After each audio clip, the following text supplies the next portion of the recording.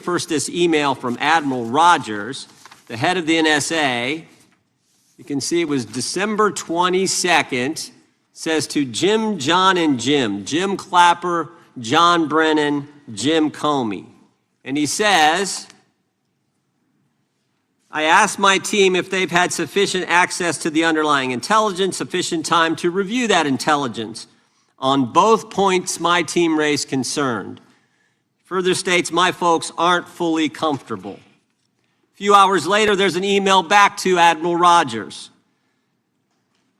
This one is from Jim Clapper, and it says this: it is essential that we be on the same page and all of us are supportive of the report in the highest tradition of, that's our story and we're sticking to it. We may have to compromise on our normal modalities. This is one project that has to be a team sport. That's our story and we're sticking to it. Compromise on normal modalities, that's a fancy way of saying, that's the government speak for we're gonna have to change the rules. In fact, we're not gonna follow our own rules. And that's exactly what they did to get the objective they wanted, to undermine President Trump. Now, how did it specifically take place? The whistleblower said that the government officials ignored concerns about discredited information. And what was that discredited information? What was the discredited information that they didn't ignore the concerns about? What did they use, that discredited information? Of course, it was the dossier. The now famous Steele dossier that was paid for by the Clinton campaign when they hired the law firm Perkins Coie, who hired Fusion GPS, who hired the foreigner Christopher Steele, who wrote all this garbage and lies down. That is what was used to change the intelligence community report. And what happens next? What do Jim, John, and Jim do next? They go to Trump Tower on January 6, 2017 to brief then President-elect Trump about the dossier. Again, the Clinton-financed, foreign-authored dossier that the whistleblower knows is garbage and that they know is garbage. And then there's one final step. One final step. Jim Comey leaves that meeting with the president and immediately leaks to the press that they briefed the president on the discredited information. They briefed the president on the dossier and thereby giving it some credibility and creating the basis and the predicate for all they did to the president. They leaked false information, they leaked classified information, they used and leaked discredited information, and they didn't follow their own rules, all to sabotage President Trump's first term. And but for this guy, Kash Patel, but for this guy, we would never have known this information. The good people of this great country would not have known what took place 8 years ago when they were trying to undermine the guy elected by we the people. And I want to thank Attorney General Bondi. She set up a special strike force, a special team to look into this and see if there's any criminal liability that exists in what took place. Now, in addition to getting the truth to the people, Director Patel is getting the bad guys off the street. He's moved agents out of Washington, got the focus off of politics here in D.C., and is instead putting bad guys behind bars. 21,000 violent criminals have been taken off the streets, which is a 125% increase from the comparable period in the previous administration. He's rescued 4,000 kids. He's got 1,300 predators who he's arrested. He's also ended the weaponization of the FBI. No more spying on parents at school board meetings. No more pre-dawn raids on pro-life Catholics. No more retaliation against whistleblowers. And he's given us information that Chris Wray didn't. Maybe said better, he's given us information that Chris Wray wouldn't. Director Wray didn't tell us that there were 26 confidential human sources at the Capitol on January 6, 2021, even though he was repeatedly asked about that by members of this committee. Director Wray didn't tell us that there were 17 of those confidential human sources who entered restricted space, 4 went in the Capitol, none of them were arrested. They weren't authorized to do that, they broke the law, none of them were arrested. Lots of American citizens were arrested, but the guys whose whose American tax dollars was used to pay these guys who broke the law, none of them were, one was recommended for charging and was not charged. And remember when Chris Wray told us that the Richmond field office memorandum on pro-life Catholics was just a one-off? Turns out he wasn't being square with us then either. Director Wray wasn't square with us. He told us that multiple other officers were involved in targeting the Catholics. We got that information from Director Patel. We learned from Director Patel the FBI actually surveilled a priest, tried to get the priest to divulge information, break the priest-penitent relationship and confidence that exists. And Director Patel is saving taxpayers' money. He's not going to build a new headquarters outside of D.C. He's going to keep the headquarters right here in the capital city. Save Americans money. Save the taxpayers' money. In 8 months, Director Patel has given us the facts. He's ended the weaponization at the FBI. He's taken bad guys off the streets, and he's saving taxpayers' money. But my guess is the Democrats won't focus on all that good news. They'll focus on politics. They'll stick with Comey and Clapper and Brennan and continue to try to undermine President Trump. With that, I yield to the ranking member for an opening statement. Thank you very much, Mr. Chairman, and welcome, Director Patel. You and I have not had the opportunity to meet, and alas, you failed to respond to the 8 oversight letters I've sent you over the last 7 months. So we do have a lot of questions piling up for you, but I want to start with a word of praise.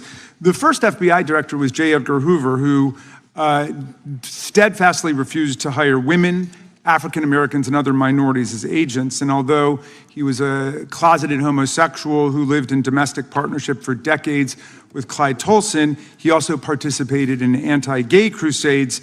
He aggressively promoted what we would today call white Christian nationalism, and he would undoubtedly be turning over in his grave to see as one of his successors a first-generation Indian American and a proud Hindu. So I congratulate you on being a breakthrough in this sense and being a beneficiary of the civil rights movement that opened up the FBI and the federal workforce to lots of people who never would have been hired in its first decades. Alas, you share J. Edgar Hoover's dangerous obsession with blind loyalty over professionalism and effective public policy. For Hoover, it was blind loyalty to him in keeping his secrets. For you, it's blind loyalty to Donald Trump in keeping his secrets. During your confirmation, it was widely noted on all sides that your primary qualification was your unwavering loyalty to Trump. Unlike other directors, you had no work experience at the FBI, but you had made over 1,000 media and political appearances in support of Trump's campaign. Your Senate confirmation vote was 51-49, the closest in history, with your opponents warning you were not qualified and had no interest in actually developing the qualifications for the job. I hoped that they were wrong. Alas, they were not. While most other new FBI directors drew on their experience as FBI agents, you didn't have that. But you did write a picture book trilogy for children ages 5 and up based on your experience clashing with President Trump's political enemies. In your book, you describe your literary alter ego, Kash the Knight, as a wacky, easily bored wizard carrying out King Donald's vengeance by driving his enemies out of the kingdom. In the books, King Donald is besieged by the evil Hillary Queentown, but saved in the end by Kash. Then Kash goes on to catch mules who are stealing the 2020 election for the great King Donald from Sleepy Joe. And then in the third book, Kash takes down the dragon of the jalapenos, nicknamed the DOJ. Your supporters had hoped that you would graduate from imagining yourself a romantic fairy tale knight to actually running America's premier federal law enforcement agency. Alas, just as we've learned how dangerous it is to put a science-denying anti-vaxxer in charge of our public health, we've learned how dangerous it is to name as director of the FBI a man who thinks of himself as a fairy tale knight who keeps a fire-breathing dragon named DOJ at home to forcibly drive villains out of the kingdom. When Charlie Kirk was assassinated, while his killer was still on the loose, you decided you didn't need to be at FBI headquarters in Washington to work with your team while the chaotic manhunt unfolded. You spent your evening dining in a swanky Midtown Manhattan restaurant and tweeting out false information that the subject of the shooting was in custody, a statement you had to retract 1 hour later.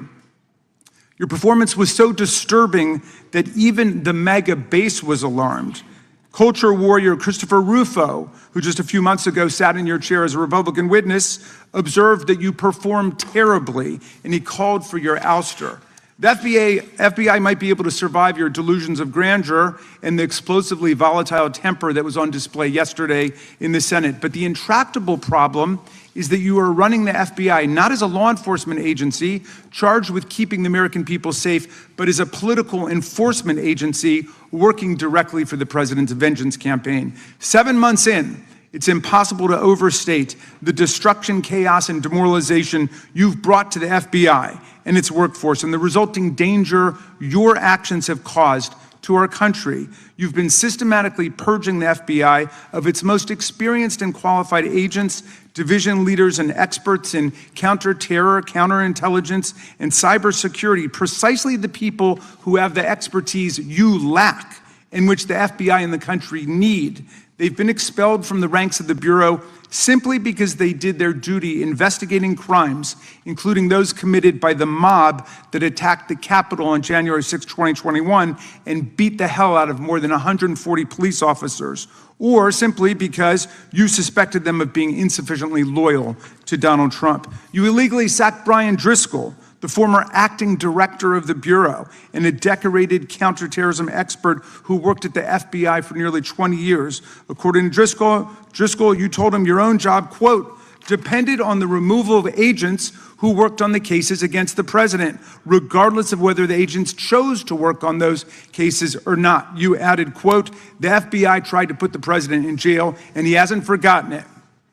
You forced out the leader of the Salt Lake City field office, Mehtab Saeed, just weeks before Charlie Kirk's assassination, depriving the FBI of an experienced counterterrorism expert described by her colleagues as absolutely the best and legendary. She would have led the FBI's manhunt had she not been fired. When Trump decided that rounding up immigrants with no criminal records was more important than preventing crimes like human trafficking of women and girls, drug dealing, terrorism, and fraud, you ordered the 25 largest field offices to divert thousands of agents away from chasing down violent criminals, sex traffickers, fraudsters, and scammers to carry out this immigration crackdown. Director Patel, you treated the men and women at FBI with disrespect and paranoia. You've assembled a roving band of freelancing henchmen within your office and charged them with conducting unauthorized investigations, targeting and harassing career FBI employees. Amazingly, you forced senior leadership to repeatedly take polygraph tests to prove their political loyalty and pushed out leaders who refused these demeaning exercises. And now we're seeing one very clear reason why you want to build a political FBI. The Epstein files.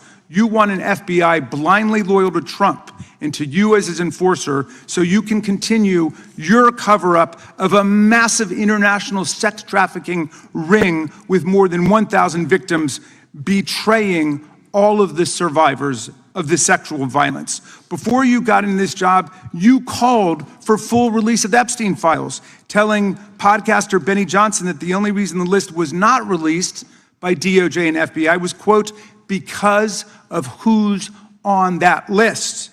Upon your confirmation, you promised that, quote, there will be no cover-ups, no missing documents, no stone left unturned, and anyone from the prior or current Bureau who undermines this will be swiftly pursued.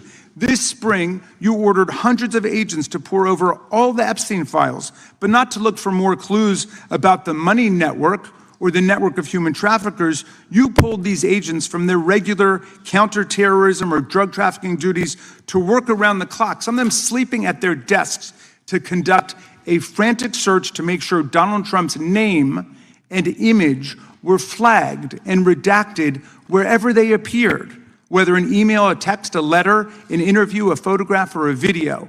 In May, Attorney General Bondi reportedly told Trump that his name had indeed appeared multiple times throughout the Epstein files. And not long thereafter, in July, you and the Attorney General released a memo claiming that, quote, no further disclosure would be appropriate or warranted. In a few short months, how did you go from being a crusader for accountability and transparency for the Epstein files to being a part of the conspiracy and cover-up? The answer is simple. You said it yourself, because of who's on that list. Donald Trump's relationship with Epstein over the years is well documented. A week ago, the Oversight Committee released Trump's disturbing birthday book note to Epstein, written over a drawing of a woman's naked body, referring to a, quote, wonderful secret. The Oversight Committee obtained the note from the Epstein estate, not from the FBI, raising questions again of whether the FBI has been withholding documents.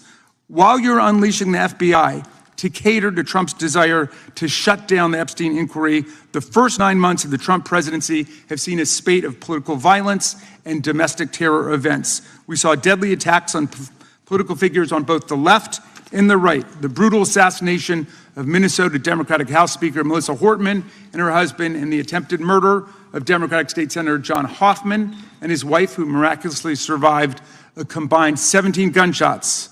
We saw an arsonist set Pennsylvania Governor Josh Shapiro's residence on fire. And of course, last week, we saw the horrific, cold-blooded assassination of Charlie Kirk in Utah that has shaken the nation.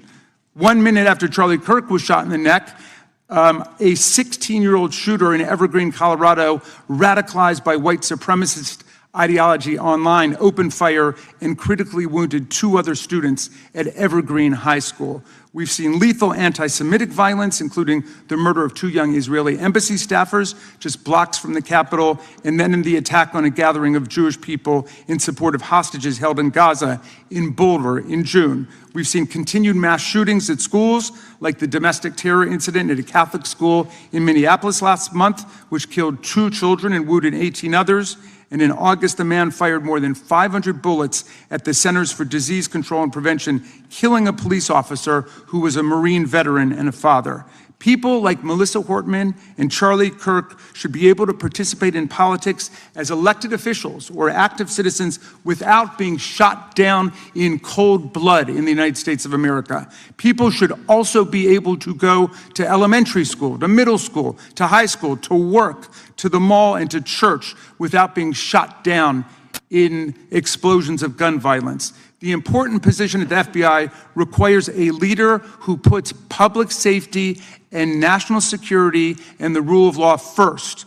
I'm afraid, Director Patel, you've given us reason to believe you've used the powers of the FBI to serve Donald Trump and his agenda of partisan retribution. You've broken your promise not to do that. You've betrayed Jeffrey Epstein's victims and survivors. You've turned your back on the career law enforcement officers of the FBI, and as a result, you've left all of us less safe than before. Mr. Chairman, I yield back. Gentleman yields back. That opening statement may have been longer than any book director's ever written or anyone else has written. Without objection, all of the opening statements will be included in the record. We will now introduce today's witness. Mr. Patel has been the director of the FBI since February of 2025. He previously served as chief of staff at the Department of Defense, deputy director of national intelligence with the National Security Council, and also as a congressional staffer, as a federal prosecutor, where he focused on national security cases, and he also worked as a public defender in the state of Florida. We welcome our witness, appreciate his work, and thank him for appearing here today. We will begin by swearing you in. Director, would you please stand, raise your right hand. Do you swear or affirm under penalty of perjury that the testimony you're about to give is true and correct to the best of your knowledge, information, and belief, so help you God? Let the record reflect that the witness has answered in the affirmative. You can be seated as you are. You know, you've been through this yesterday. Did a fine job. Please know that your written testimony will be entered into the record in its entirety. Accordingly, we ask that you summarize your testimony. Director, you may begin. Good morning, Mr. Chairman, Ranking Member Raskin, and members of the committee. I want to begin today by discussing the appalling assassination of Charlie Kirk. It's important for this FBI to be transparent without jeopardizing our investigations, so a little bit of the timeline is important. Charlie Kirk was unfortunately assassinated on September 10th. We immediately, the next day, released images early in the day in local time in Utah to start the public partnership in our manhunt for the assassin and culprits. At approximately 5 p.m. local time, I arrived on the ground and walked the crime scene myself. And we flew multiple FBI assets in and out to process DNA simultaneously while bringing in evidence response technicians, hostage rescue teams, and other experts to assist state and local law enforcement with their investigation. At 8 p.m. local on September 11th, the FBI collected and populated and promulgated at a press conference a video of the suspect on the grounds. We also released enhanced images. Due to that release that I directed and ordered, the suspect involved was apprehended and in custody at 10 p.m. local time. That's less than 2 hours after we did the video release and the photo release. So within 33 hours, that individual suspect was in custody. And his family, who has since been interrogated, specifically stated to FBI interrogators that because of the video that the FBI released at my direction and because of the photographs that they released, they identified their son, they confronted their son when he swung by their home, and that's what led to his apprehension. We are still, the FBI has that investigation ongoing, and it continues to be ongoing. And I want to thank the state of Utah and the state and local authorities there. And I also want to thank the Attorney General and President Trump for directing resources to allow us to conduct that investigation as we have. Under this administration, the FBI has arrested more than 23,000 violent criminals. 23,000 in 7 months. That's twice as many year to date last year. We've taken over 6,000 firearms off the streets. 6,000 guns are no longer in the hands of criminals in 7 months. We've identified and found and located 4,700 child victims. That is a 35% increase year to date last year. We have arrested 1,500 child predators. That is a 10% increase year to date last year in just 7 months. We've assisted our partners with countless counterterrorism operations around the world. We've captured, at the FBI, 4 of the most top 10 wanted fugitives in the world in 7 months. To put that in perspective, that's as many as my predecessor nabbed in the entirety of the Biden administration. We got 4, we got more coming. On top of that, in 2 weeks, thanks to the help of the CIA, we collected and captured one of the individuals responsible for the horrific Abbey Gate bombing that led to the murder of 13 service members. We did that in 2 weeks. They didn't do it in the 4 years of the entire prior administration.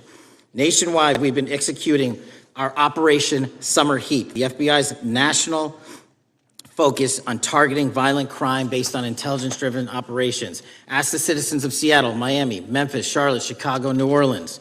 To specifically highlight New Orleans and Nashville, there has been a 250% increase in violent crime arrests in those cities alone and other mid-major cities that I've just listed. In just a few short months, we have already unleashed 1,000 FBI personnel across this country. Every single state across this country is getting a plus up. This is a fiction that the FBI is short or that we are compromising the men and women in the field. They do not need to be in Washington, D.C., so we're sending them into the field to each and every one of your states. Because of that, crime is at an all-time low. We had to do it because of the explosion of crime. And maybe the most important stat for Americans to realize, in just 7 months, we are on track to produce the lowest murder rate in modern U.S. history by double digits. Those are results not of mine. Those are results of the men and women of the FBI. If you want to criticize me, bring it on, but do not attack the brave leaders in the field. We are also working 24/7, 365 on the opioid epidemic that is killing more than hundreds of thousands of people a year. We have seized 1,600 kilograms of fentanyl off the streets so far in 7 months. Year to date, 25% increase. To put that in perspective, that's enough to kill a third of the American population, 120 million Americans. 100,000 kilograms of cocaine and meth gone off the streets.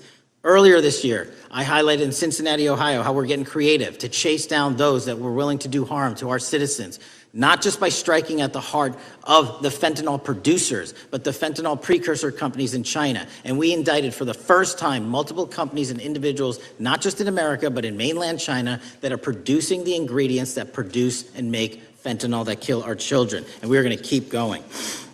Counterterrorism work, cyber attacks, and foreign adversaries are something the FBI must never sleep on, and we are not sleeping. In the counterintelligence space alone, this year, year to date, 30% increase in counterintelligence arrests from the DPRK, Russia, Iran, and China. And I want the American people to know, in this setting, there's a lot of work that the brave men and women in the FBI are doing we just can't get into, but they don't stop. Our cyber threats, ransomware attacks, those harming our children online. We have nearly a 20% increase in indictments arrests in 7 months alone this year. We're going after those that harm our malware, infrastructure systems, telecom systems, and energy structure. Combating SALT and Vault typhoons are just a little bit of the examples we're doing. Maybe most importantly, under the counterterrorism and domestic terrorism umbrella, are nihilist, violent extremists, and those that label themselves 764, who wish to go online and convince children to maim and mutilate themselves and commit suicide. And we are producing record numbers of arrests under that umbrella organization. We even stopped an individual in the 764 network who wanted to conspire to kill an adolescent girl. He is now in custody. Transparency remains one of my main priorities at the FBI. And this is what I've done in my 7 months at the helm. We've produced more than 33,000 pages of documents to Congress to a variety of committees, including, I believe, 7,500 to this committee alone, if memory serves me correct. To put the 33,000 in perspective, my predecessor in 7 years produced 13,000 pages in total to the United States Congress. His predecessor in 4 years produced 3,000 pages in total. I repeat, I have produced 33,000 pages in 7 years to this Congress and will continue to do so. I'm dedicated to restoring the trust and the mission and the integrity of the FBI, and we cannot do so without congressional oversight, and I promise you I will continue to do so. On the Epstein case, the original sin on the Epstein case was how it was handled by Mr. Acosta when he first brought the case in 2006, 7, and 8. The original case had a very limited search warrant, had a very limited search window, had a very limited investigative window. I was not there when those search warrants and that investigation was launched. I would not have done it that way. They were limited to only 3 to 4 years of investigations from 97 to approximately 2001 and 2002 to 2005. Mr. Acosta allowed Mr. Epstein to enter into a plea agreement where he served weekend jails for trafficking minor women. He also was allowed to relieve jail to go home on the weekends. Plus, he allowed a non-prosecution agreement to be signed as part of that plea deal, prohibiting future investigations from that prosecution and from that evidence, and prohibiting the collection of further material. That is the original sin. We are working with Congress to produce more than any administration ever has material on Epstein. And I welcome the challenge to tell us that we are not being as transparent as the law allows. We even went to court and asked the judges to lift those prosecutorial agreements and to lift those court order seals, and they denied us 3 times. Congress is welcome to do the same and join the fight. And I'd lastly like to focus on operation that the president led in D.C. Because of this, we are taking this fight in D.C. to every single city across the country. 2,100 arrests in the last month alone. D.C. has seen a 60% decrease in gun crimes, 75% decrease in carjackings, and 53% decrease in homicides in our nation's capital. And rightly so. We're bringing that fight to the streets of America. I want to thank you for your support, and I'm proud to be the director that leads this FBI into a new headquarters building that they've needed for decades, saving the taxpayer $3.5 billion and also providing our workforce a safe environment. If you don't know the calamity that is the Hoover Building, I invite each and every one of you to walk around. I'll give you a tour myself, and you can see where the cement falls on the heads of our employees that is only to be saved by netting. Just to give you an example. Thank you for support to our mission. And I do want to highlight one thing about DC. It's because the FBI gathered sources and evidence that we were able to, through our source network, identify the horrific murder of the DC intern, Eric Tarpinian. Mm-hmm. And I've spoken to his family, and we are working to bring them justice. And Mr. Chairman, in my 16 years, now my 17 years of government service, if anyone has any questions about my service, bring it on. Yeah. Thank you, Director. We will now proceed under the 5-minute rule. The chair recognizes the gentleman from California, Mr. Ison. Director, delighted to have you here. You are a breath of fresh air. As you outlined, and I won't repeat it, the accomplishments, you did so with the same resources as your predecessor, roughly. Is that correct? I believe so, yes. And so how much of that has to do with taking people out of the backside of the FBI and moving them into the field, into doing the job for which we primarily pay the FBI? It's exactly what we needed done. 1/3 of the FBI's workforce resided in the National Capital Region before I got there. 1/3 of the crimes do not happen in Washington, D.C. Not anymore. Not anymore. So 1,000 personnel of the FBI were deployed across this country on a permanent basis, and every single state in this union is getting a plus up, not a reduction, a plus up of 1811s of intel analysts and support staff. And that is why the crime rates are going down in record numbers. Thank you for doing that, and it's perhaps the hardest thing for a bureaucrat to do is to lower the head count around them that support them, and I appreciate your willingness to do it different than your predecessor. A lot of what you covered earlier was the find, the discovery, and then the prosecution that is done by the DOJ. But I want to talk a little bit about the prevent side. On the Charlie assassination? sir? No, on all of these. Okay. Okay, for example, and I'll bring it up before the Democrats bring it up, January 6th. January 6th, we now know, because of your find, that in fact there were people involved who were not just observers but participants who in fact, it's been alleged, and I personally believe, in fact, were part of promoting, perhaps even the one woman who died, encouraging her to walk through a door that led to her death. When you see that kind of activity, and you know it was done under predecessors with full knowledge, whether it's January 6th, where embedded people crossed the line, or any other activity, including obviously the Russian hoax that we're now dealing with up in, front and center. My question to you is, what can you or others do to prevent it from occurring again? Not on your watch, but on future watches. How can we know that this won't happen again the moment you leave the FBI? It's simple. What I'm doing through our leadership cadre is having FBI agents do what they were trained to do, not what they were not trained to do, not put them in situations that both harm them and the public. We're also utilizing our SORT networks and prioritizing the threat structure to go after the narco traffickers, the counterterrorism people, the counterintelligence threats, and the cyber threats. That's what they were trained to do, and that's what we're letting them do. One major question I have, after decades of doing this, on our side of it, both the chairman, myself, and others, both at oversight and here, have seen that the FBI and the Department of Justice hide behind non-statutory practices. Now, you've changed the interpretation of many of those practices. That's why we're getting the discovery that was previously withheld. How do we work together to make sure that we never again have false walls, non-statutory walls that say the Department of Justice has a prohibition about giving, quote, you fill in the blank, that has led to the chairman not seeing anything until you took over? I'm wedded to aggressive constitutional oversight. Having been a House congressional staffer, I know that is an important part of securing our democracy. And the way we make it an everlasting, enduring process is by showing the American people the results of what we are doing and the important work of this committee and putting it out to them so they can see government waste, fraud, and abuse. And then they can demand from our constituents and our electors that they want this process to continue. Last major question here. Some things are so sensitive that we both would agree they cannot be made public. Will you commit to this committee, when it is too sensitive to disclose, that you would at least make it available for in-camera review by the chairman and ranking members or others designated? I have done that, and I will continue to do that. Well, thank you, Mr. Chairman. This is a breath of fresh air. This is the beginning of what we need. But my questions today for the director are ones in which I believe that we do need to codify by agreement or by statute, if necessary, the kind of openness and transparency that we're seeing from this administration, the kind of discovery that's allowing us to do our oversight properly. And I would hope that that be the follow-up to this, obviously along with the Attorney General. And I yield back my 4 seconds. Thank you. The gentleman yields back. The gentleman from New York is recognized. Thank you, Mr. Chairman. Welcome, Director Patel. In the wake of the tragic murder of Charlie Kirk, Donald Trump said, quote, "Violence and murder are the tragic consequences of demonizing those with whom you disagree, day after day, year after year, in the most hateful and despicable way possible," close quote.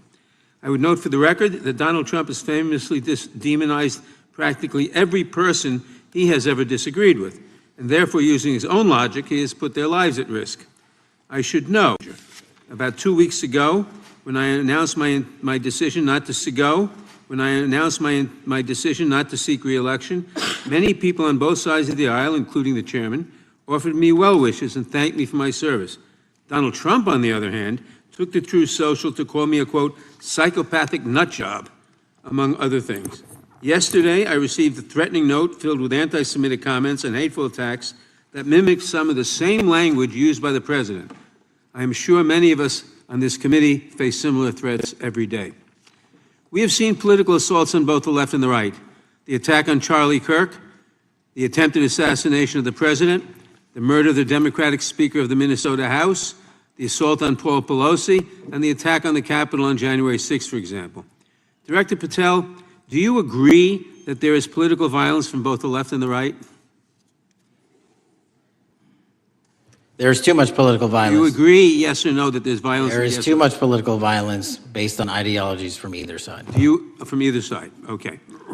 Are you aware of the study by the Cato Institute, a well-known conservative group, that found that 69% of the violence is from the right? I'm not familiar with that You're study. not familiar, okay. I would commend it to you. Are you aware the administration has threatened to use violence as an excuse to crack down on liberty and freedom of speech? Say that again, I'm sorry?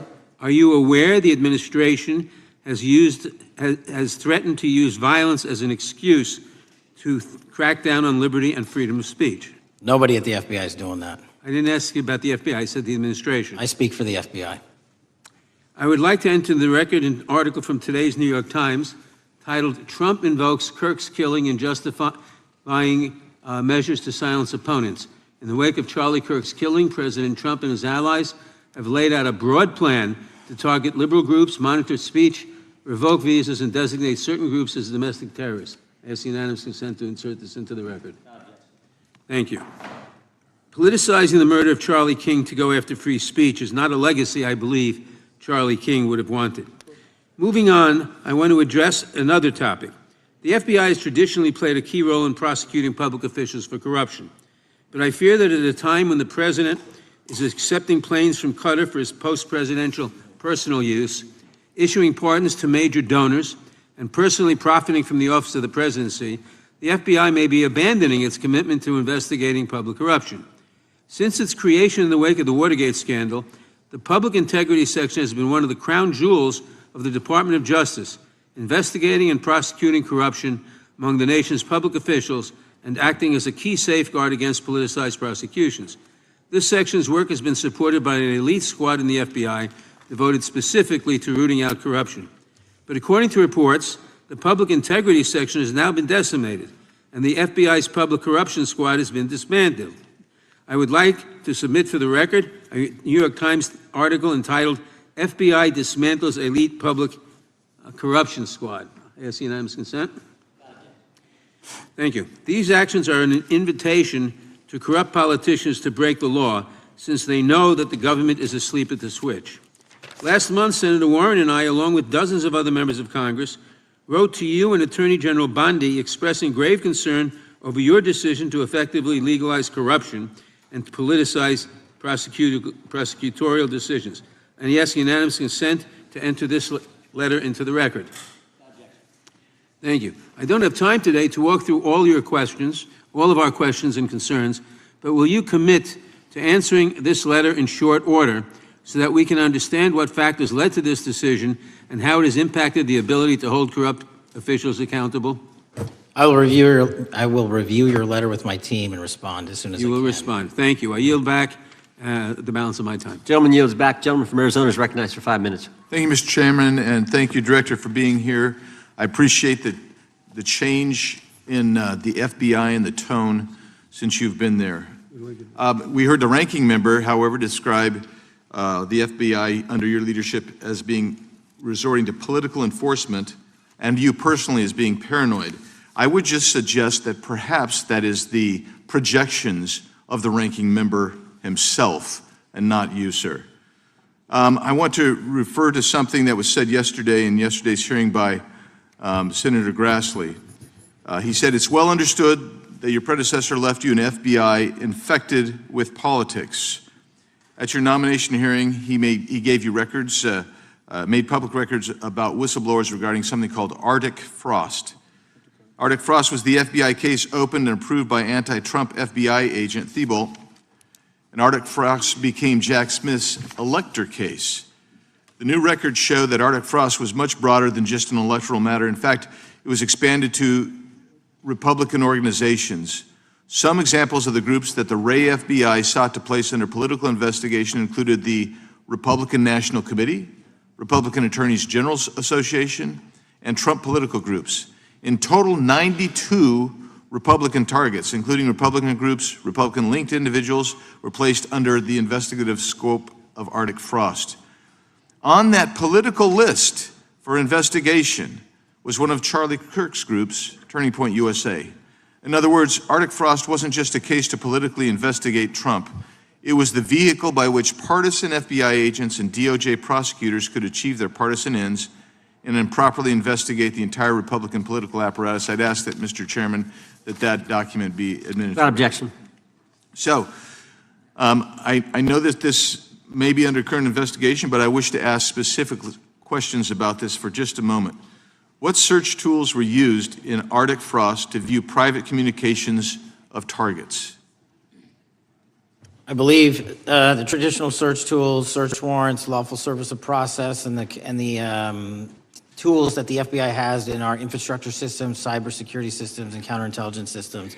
But generally speaking, if I may, I want to use this to highlight the fact that I'm continuing my promise to work with Congress to produce documents simultaneously and also conduct ongoing investigations. I'm giving you as much as I can, and I'll give you more when I can. Thank you. Another question regarding that is, were there any directives from the Biden White House concerning the Arctic Frost investigation? Were there any, directives or communications from the Biden White House itself concerning the Arctic Frost investigation? I'll just rely on what was turned over to date, sir. Okay. So I want to add here, the search warrants that were used included the seizing of a U.S. member of Congress, his phone. I think we all know who that was and how that was taken away and used for political purposes, Mr. Chairman, Mr. Director. So we'll leave that for a second, and let's go over to the Charlie Kirk case for just a second. Let's emphasize this. How many hours did it take from the assassination to the arrest of the assassin, Mr. Director? 33. That seems pretty swift, and it was because of the actual release of videos and photographs that you directed to be released, sir. That's correct, and to put it in perspective, the Boston bomber took 5 days and Luigi Mangione took 5 days. Was the platform Discord forthright from the start with law enforcement about the shooter's communications on its platform? Discord, the platform ownership, has been working with our lawful process, and we are obtaining materials from them on a rolling basis. Thank you. And I want to get back here to Arctic Frost for just a second, Mr. Chairman. I'd like the unclassified document from the FBI released to be admitted to the record. Without objection. And a document from the Economic Times also to be admitted to the record. Without objection. So I'm going to give you the last 30 seconds. We could go on about the Epstein case. I've got a bunch about that, but I'm just going to let you, if you wish to respond to either of the two vitriolic questioning or statement from the Democrats. The work of the FBI speaks for itself. It's on showcase here today. Anyone that wants to attack the FBI can attack me, but leave our leadership structure alone. When you have 23,000 violent felons arrested, twice as many as this time last year, the work speaks for itself. Thank you, Mr. Chairman, and thank you. Appreciate your good work, Director Patel. Yield back. Gentleman yields back. Gentleman from Maryland is recognized. Thank you kindly, Mr. Chairman. Director Patel, before you joined the FBI, you railed against it for covering up Jeffrey Epstein's human trafficking ring. Let me refresh your memory with this clip. It has Epstein's list. They're sitting on it. That doesn't seem like something you should do. You're protecting the world's foremost predator. That seems like an evil thing to do, regardless of who may be embarrassed in the release of that list. Why is the FBI protecting the greatest pederast, the largest scale pederast in human history? Simple, because of who's on that list. So you finished that December 2023 interview with a challenge to the FBI and harsh words for Republicans in Congress for not getting the Epstein files out to the public. You can see this clip. Boy pants, and let us know who the pedophiles are. Put on your big boy pants and let us know who the pedophiles are, you said. You emphasized that the president and FBI director each had complete authority to release Epstein's client list. You said Epstein's black book is under the, quote, direct control of the director of the FBI. Look at this clip. This is way off the topic, but who has Jeffrey Epstein's Black book? black book? FBI. But who? That is, I mean, there's... Oh, that's under direct control of the director of the FBI. All right, so you were sworn in as director more than 200 days ago. Now the black book is under your direct control. So why haven't you released the names of Epstein's co-conspirators in the rape and sex trafficking of young women and girls? The Rolodex, which is what everybody colloquially refers to as the Black Book, has been released. Oh, no, you're talking about what the journalist got 5 years ago? No, that's not what we're talking about. We're talking about what you were talking about there, That's the Black exactly Book what I under was the direct talking. control of the FBI director. We have released more material than anyone else before. The Biden administration, Obama administration had the exact opportunities to release this material, and they never did. And if you are telling the men and women of the FBI, why we're have not you going after changed your child predators. position? Hang on, you said we're not going after child predators. 1,500 child predators arrested this year, 35% Okay, increase, I'll reclaim my time. 4,700 child victims Mr. Chairman, I'm going to found. reclaim my time if you could instruct the witness. Why have you changed your position? There you were saying it's under the direct control of the FBI director and all of it should be released. Why have you changed your Everything position? that has been lawfully permitted to be released has been released. And as I told you, Really? the investigation was limited. And let me make something crystal clear. I never said Jeffrey Epstein didn't traffic other people, other women, and they're not other victims. This is the investigation we were given from 2006, 7, and 8, and the search warrants from 2006, 7, and 8. That's what we're working with. Well, wait, have you released all of the stuff that the FBI has seized from Epstein's house? The computers, the emails, the file cabinets, the documents? What about the financial records? Have you released all of that? Everything the court has allowed us to Which release. court are you talking about? 3 separate federal courts have come in and said. We're there are talking about the 3 evidence you've got. It's got nothing to do with what those courts have. Do you have any We're talking idea about the how the evidence- law works? Wait. Do you want me to break the law in a federal judge's order? No, I want you to satisfy follow your own curiosity? word, Director Patel. You said up there it was under the direct control of the FBI director. He had the Black And Book. everything I have direct control over, we have gone to court. You haven't. Complete We your went sentence. to court. Everything you have direct control over, you said. Have gone to court, and everything we have direct Director control Patel, over. complete your and sentence. can You said lawfully everything- release. The We're gentleman- releasing. He'd like to complete his answer. You began the sentence, everything you have direct control over, and then you stopped that sentence. You've released everything that you have direct control over? And I have direct control over and can lawfully release. If you're not familiar with the court orders, that's not my fault. Oh, I'm Go perfectly, look at them. I'm Go perfectly to familiar court. with them. But how did we prosecute Ghislaine Maxwell? She was prosecuted with the investigatory material that was collected from 2001 and 2005 because of the non-prosecution agreements and the court orders on the investigations and search warrants. We were not able to develop new information. And oh, by the way, Jeffrey Epstein was out for 12 years, and the Obama and Biden administration did nothing to look at his work, his pedophile network. If you want to blame me, that's fine. But now you're blaming the men and women who conducted this stop great that. search. I'm not blaming anybody other than you. You're not keeping your word. You said that you would release all of the materials Has under your anyone direct released control. more information on Epstein than I have? Has Well, anyone? much did more- Comey, did Ray? Much Did more. they? Excuse me. Much more has come out in the days since the American people in Congress have been demanding it. But it's coming out in dribs and drabs. Why don't you just release the entire file as you promised to do?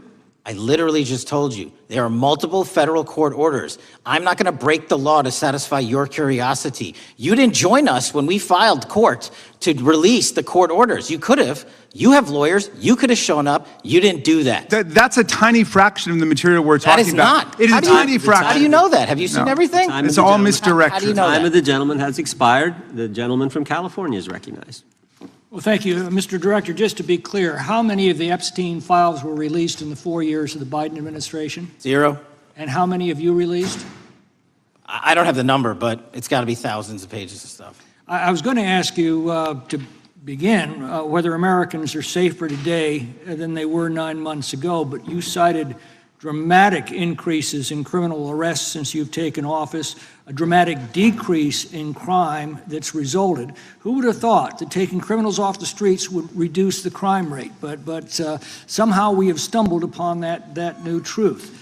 But it begs the question, what was the FBI doing during the 4 years of the Biden administration to see that dramatic an increase in work under your tenure? The simple answer is I'm letting good cops be cops. We're working with our state and local law enforcement. We're energizing our partnerships. We're bringing on more task force officers. When you have more cops in the streets, when you're using ground-based intelligence, when you're not weaponizing law enforcement and focusing on DC and focusing on the rest of America, this is what happens. It is not a significant mind shift in terms of how we maneuver the FBI. They've wanted to do this work since they signed up. We're just letting them. And we've seen many prominent Democrats oppose your efforts to restore law and order to the streets of our nation's capital. I mean, all of us here have seen a dramatic change for the better here in Washington, D.C. Why are so many Democrats attacking you for that? Sir, Democrats have been attacking me for a decade, as is the fake news media. They didn't like the fact that I exposed the Russiagate host and the largest weaponization of the FBI and DOJ in U.S. history. We proved it to be true with congressional oversight. I'm wed to that congressional oversight and will continue to do that work. Christopher Wray repeatedly warned this committee that the Biden open borders policy had produced a significant increase in terrorist threats that he said kept him up at night. A particular concern, he said, was the 2 million gotaways that entered the country during the Biden administration. That's an average of 41,000 every month. What are the monthly gotaway numbers today?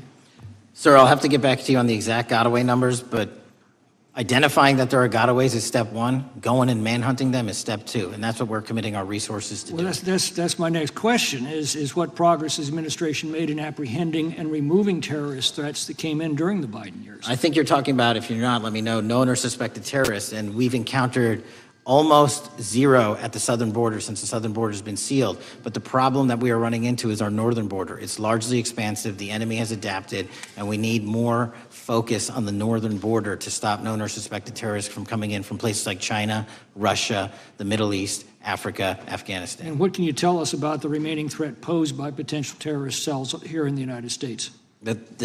The terrorist threat that continues to be posed by international terrorists here in the United States is one of my highest priorities. We are working through our intelligence community partners to identify those individuals, and we've taken down numerous individuals in numerous rings across this country to neutralize that terrorist threat, including places like New York City, Los Angeles, and I believe Dallas, Texas most recently. How extensively did criminal cartels like Sinaloa, Jalisco, New Generation, MS-13, Tren de Aragua, and others infiltrate our country during the Biden administration? By the tens of thousands. Well, and what progress have you been making in combating their presence? I think the DHS is best to speak to that, but I think I can't remember the numbers of tens of thousands or hundreds of thousands of individuals they found that came in illegally, and the tens of thousands that associations to criminal networks have all been deported. And that effort is being opposed every step of the way by Democratic leaders in our cities, some of our states, and right here in the Congress. Isn't that true? Well, we're just working where we can in every single city we can, and I welcome the opportunity to partner with Republicans or Democrats on fighting violent crime like we're doing. Mr. Biggs asked about Arctic frost. What else can you tell us about that and what we need to do to assure that it never happens again? Continue the congressional oversight work that you're doing on Arctic frost. Let me provide you with more documentation on Arctic frost, and also call in witnesses from the paperwork that we have given you. You have that right, and the American public deserves to hear what those people have to say. As for my ongoing investigation, there's not much I can say. What role did the FBI play in suppressing the Hunter Biden laptop story during the 2024 election? Off the top of my memory, sir, I believe the FBI was in possession of verified information from that laptop, and it was improperly publicized that they did not have information and masked it as Russian disinformation. We now know that was categorically false. I don't know why the FBI did that, when they did that, but we've released all the materials related to that. Thank you. Gentleman yields back. The gentleman from New York is recognized. Mr. Golden. Mr. Patel, does Donald Trump appear anywhere in the Epstein files? I'm sorry, could you say that again? It's not a complicated question. Does Donald Trump appear anywhere in the Epstein files? I didn't say it was a complicated question. I just didn't hear you, so my apologies. We have released where President Trump's name's in the Epstein files and everybody else, and all credible information that we are legally allowed to release has been released. All right, so let's go through that. You're referring to court orders that prohibit you from releasing grand jury testimony under Rule 6E. Is that what you're referring to when you say as the law allows? That's a piece of it. Really? What other evidence do those three court orders you cited prohibit from being released? Information that was collected pursuant to those search warrants that were limited Wrong. in fashion. Wrong. That's not what the court order says, and that's not under 6E. And you're talking, and I said that's 6E, and I said there was others, and I'm answering that. There are sealed court order documents. There are protective orders. They are unsealed as part of discovery, given to Ghislaine Maxwell. They are no longer sealed. That's just not true. We can argue about it all you want. Okay, well, you agree that there are, so your testimony here is that the reason why you are not releasing all of the videos that you have acknowledged, there are so many, and that the FBI spent thousands of hours of reviewing, the photographs, and the photographs that you have. You're saying that you're not releasing those because there's a court order requiring them to be sealed? Is that your testimony? Never said that about the videos. On the totality of the videos, of the thousands of images that were seized pursuant to the search warrants executed at the time, the overwhelming majority of that video is pornographic material that was downloaded from the internet and child sexual abuse material. We will never release that. Well, as you should not release the victims. But if there are videos that relate to others who Epstein trafficked to, such as maybe Prince Andrew, or photographs, that you have total control to release. Yes, and if it exists... And so why haven't you released it? Why are you supposing that that is a fact when in fact it is false? Are you saying that... You're saying that none of the videos relate to anything relevant to the Jeffrey Epstein trafficking ring? Every single video that we have collected pursuant to the prior search warrants has been examined for the last 10 years. And every single video has been utilized for whatever prosecutions were able to be legally brought. I'm not asking about prosecutions. I'm asking about why you aren't releasing the full Epstein files, including the names of people who were involved in the sex ring that you promised to do before you became FBI director. I just told you, I'm not going to release downloaded porn of I'm children not asking on the about internet. that. Fine. I'm asking about all the other files. What other videos? Tell me. Tell me. That's what I'm asking. Tell me. You're saying there are no videos that would be relevant to anyone else involved in the Jeffrey Epstein sex ring. Pursuant to Mr. Acosta's collection of information based on the search warrants. That's all we have in our possession. And I'm asking you, that stuff. That's all we got. I'm not asking all you got. I'm asking you, in that stuff, there's nothing that's related to any other sex traffic, any other people engaged with Epstein in underage sex. That's correct. To my knowledge, no. Okay. Let's talk about the witness interviews. 302s of witness interviews. Those are not subject to the court order. Those are not subject to any fictional sealed order for a search warrant. Why aren't you releasing those with the redacted names of the victims? We are releasing as much as legally allowed. That's why we went back to the courts. How is that not legally allowed? Sir, do you know how court orders work? Do you know how protective orders Actually, work? Do you know how Mr. sealing Patel, orders I was work? a real prosecutor for 10 years. I know exactly how. So I was a court fake one? orders. And I want to understand what the court order prevents you from releasing witness statements that the FBI took. You should know that as a real prosecutor, when the court hand downs a protective order and a motion to seal, the material is sealed unless that Your judge testimony waives here it. is that all of those witness statements are under a court order, a protective order. We are providing everything we can legally provide. No, that's not my Congress has question. sent us a My subpoena. question is, why are those witness statements that are not grand jury testimony, that if they were under a protective order are no longer under a protective order, why are they not being released? How are they not under a protective Why order? are you not going to the court like you did for the grand jury testimony to unseal those records? The DOJ did go to the court. No, not on those records. Why aren't you going? You just went on grand jury. Time of the gentleman has expired. You are hiding the Epstein files, Mr. Time of the Patel. gentleman has expired. You are part of the cover-up. Can I respond? Sure can. Any allegations that I'm a part of a cover-up to protect child sexual trafficking and victims of human trafficking and sexual crimes is patently and categorically false in the work of my So I hope you will talk to them when they have requested to speak with you. Because the victims have requested and you are not responding to them. Director, yes or no, is the FBI still spying on parents at school board meetings? No, sir. Is the FBI still targeting Catholics? No, sir. Is the FBI still spying on President Trump? I don't believe so. Is the FBI still censoring Americans? No, sir. Is the FBI still targeting Americans for shopping at Cabela's or purchasing Bibles? Nobody is targeted for their faith. Is the FBI still targeting Americans who are pro-life? Nobody is targeting anyone for their beliefs. Is the FBI still cooking the books on crime data? The crime data is real. Is the FBI still purging agents for conservative viewpoints? No one at the FBI has asked their viewpoints on policy. Is the FBI still labeling the Betsy Ross flag, the flag of the American Revolution, a hate symbol? No. Well, maybe that's why you've been able to, what was the number? 23,000 bad guys you've arrested, a huge increase from the same time period in the previous administration. I think you said 1,400 predators, 4,000 children rescued. Were those the facts? 4,700, 35% increase on children rescued. Yeah.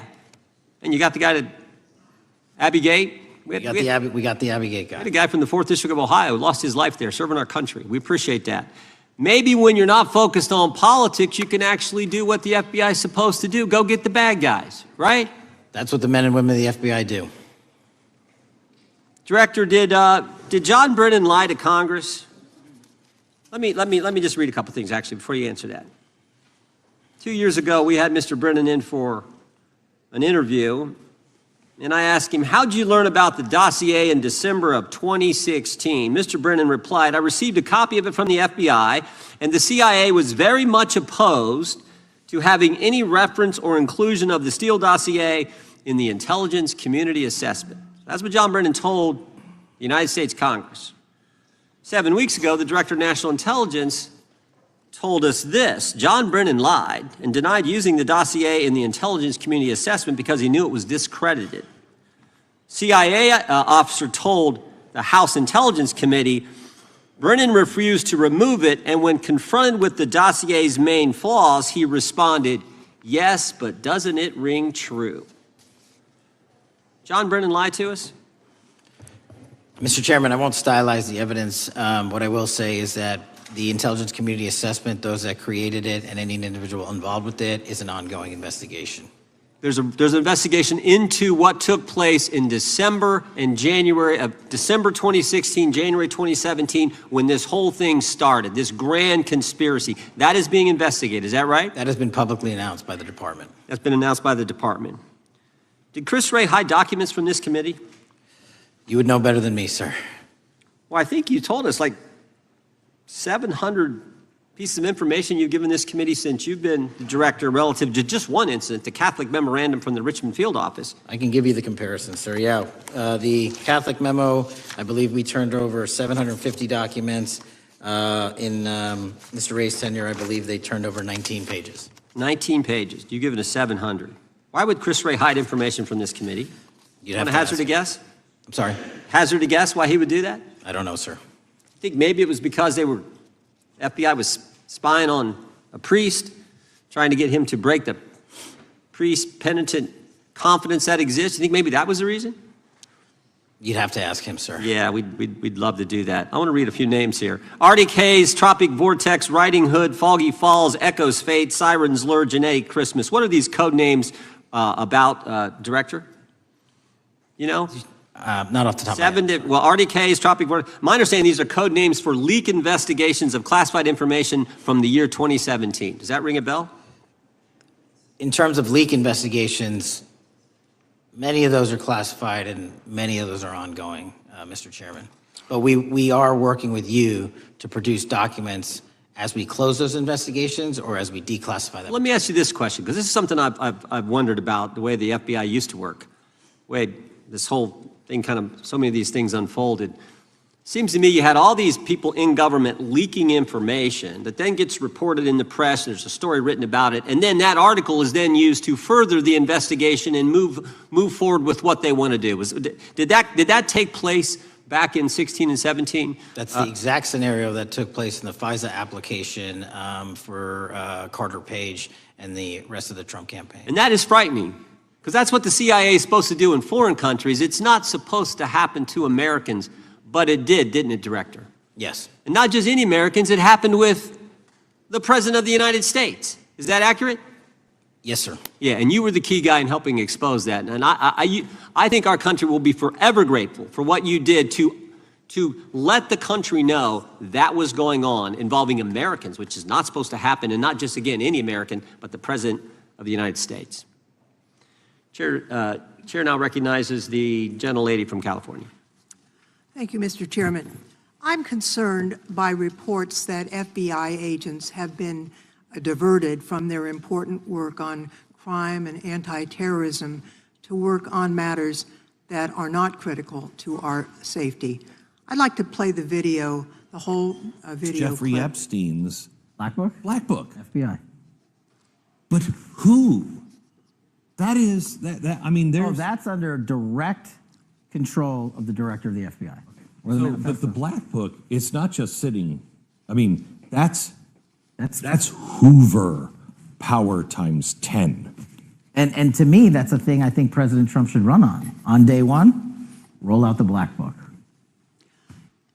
In contrast to that attitude of let it all out, we're getting reports of actions that run contrary to getting everything out and that also involve diversions of FBI resources. For example, an FBI whistleblower reported that you were pressured by the Attorney General to place 1,000 personnel on 24-hour shifts to mine roughly 100,000 Epstein-related records to redact President Trump's name from the files. Bloomberg reported this, that you directed FBI special agents from the New York and Washington field offices to join the Bureau's FOIA employees in Winchester and another building a few miles away, and that while reviewing the Epstein files, FBI personnel identified numerous references to Trump in the documents, and people familiar with the matter said that Trump's name, along with other high-profile individuals, was blacked out. Now, the New York Times reports, and this is a quote, Justice Department officials diverted hundreds of FBI employees and federal prosecutors from their regular duties to go through the documents at least 4 times, including once to flag any references to Mr. Trump and other prominent figures. Details of the review were based on accounts by 3 former FBI and Justice Department officials who spoke on condition of anonymity because of fears of retaliation, and further that the FBI finished after they finished its review of the files and materials, was sent to a team of Justice Department lawyers who double-checked the FBI's redactions and, quote, were instructed to flag any mentions of Mr. Trump and other celebrities. Now, I have 3 questions for you, Mr. Patel, about this. First, how many times did President Trump's name appear in the Epstein files? Was it more than 100, more than 1,000? Were the agents who were pulled from their duties to redact the president's name from the Epstein files working on criminal cases or national security cases or child sex trafficking cases? And are the number of agents that have been reported diverted for these purposes, is that accurate? No. No what? You asked if it was accurate. I said it wasn't. So you're saying that none of this happened? No, I'm saying it was inaccurate. Okay. How many times did President Trump appear in the Epstein files? More than 100? More than 1,000? No, and what we've been able to release is what we've been legally able to release, and that has No, been that's not the provided to question. public. I asked you, how many times did the president's name appear? I don't know. It's your testimony. You do not know that A answer. number of times, no. Could you tell us how many agents were diverted for this task and what they were working on? When you say diverted, you make it seem as if agents were pulled off what they do all the time. Agents at the FBI masterfully do double duty and triple duty. And because of the public's interest in this case, we flexed resources to make sure that we could answer the public's signal demand. So do you want us to look through the material and provide it to you, or you do not want us to do that? So it's Which one is it? it's your testimony that no one was diverted from a criminal matter, that this was a top priority to go through this material to look for Mr. Trump's name. Is that your testimony? That's the highest priority for the FBI? What's one of the most impressive things about the FBI leadership and the careers that are in place is that they make the decisions on who to send where on priorities and make sure the mission needs are not hurt. And that's what happened here. It's shocking to me that the FBI would think that erasing Mr. Trump's name from the Epstein files is a high priority when we have crime, we have national security threats, we have terrorism threats, we have murders such as that occurred unfortunately, with Mr. Kirk, it's shocking to hear that that's your highest priority. And with that, Mr. Chairman, I That's yield literally back. not what I said. Gentleman yields back. Gentleman from Wisconsin is recognized.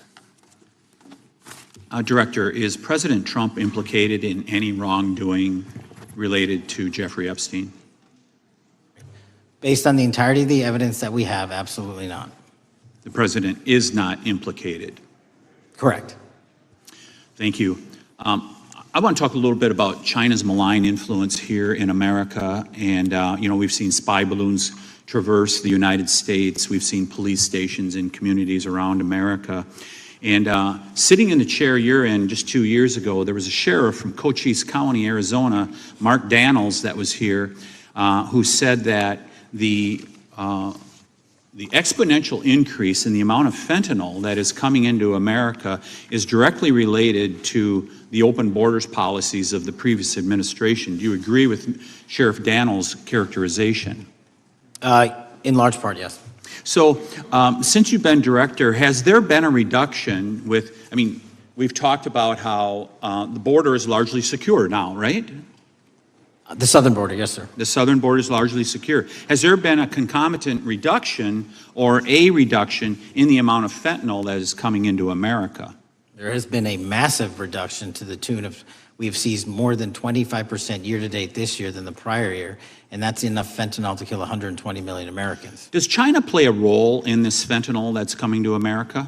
As I stated in my opening, sir, what they do and the companies in China, mainland China, do is produce the precursors and the cutting agents that they ship overseas through various countries into the Mexican drug cartels who produce it. So they basically are the cooks in terms of the ingredients.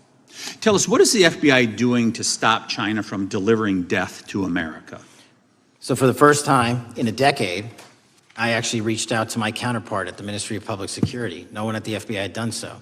To engage. Ministry of Security, where's that? In mainland China. In mainland China, okay, thank you. To engage in a conversation to say, hey, can we have a certain number of these precursor chemicals listed in China so that they become illegal and illegal to trade. We're also working with our counterparts in places like India and Guatemala because the transshipment routes of the precursors, the Mexican drug cartels have gotten creative, and instead of coming directly to America are going into these countries. And we've had massive success in India and Guatemala, and in those governments, great partnerships in shutting down the ability to ship the precursors into those countries, which are ultimately destined to America. So those people that are working with security agencies have been working with you, is that accurate? Yes, sir.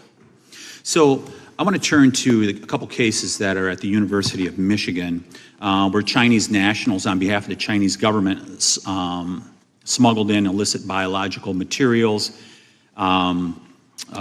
stuff that can harm our agricultural industry. What actions are you taking as we see repeated stories of Chinese nationals doing this in the United States? So just that, sir. In this calendar year alone, as I was mentioning, our counterintelligence operations and cases brought against the Chinese are up by, I think, something like 40%.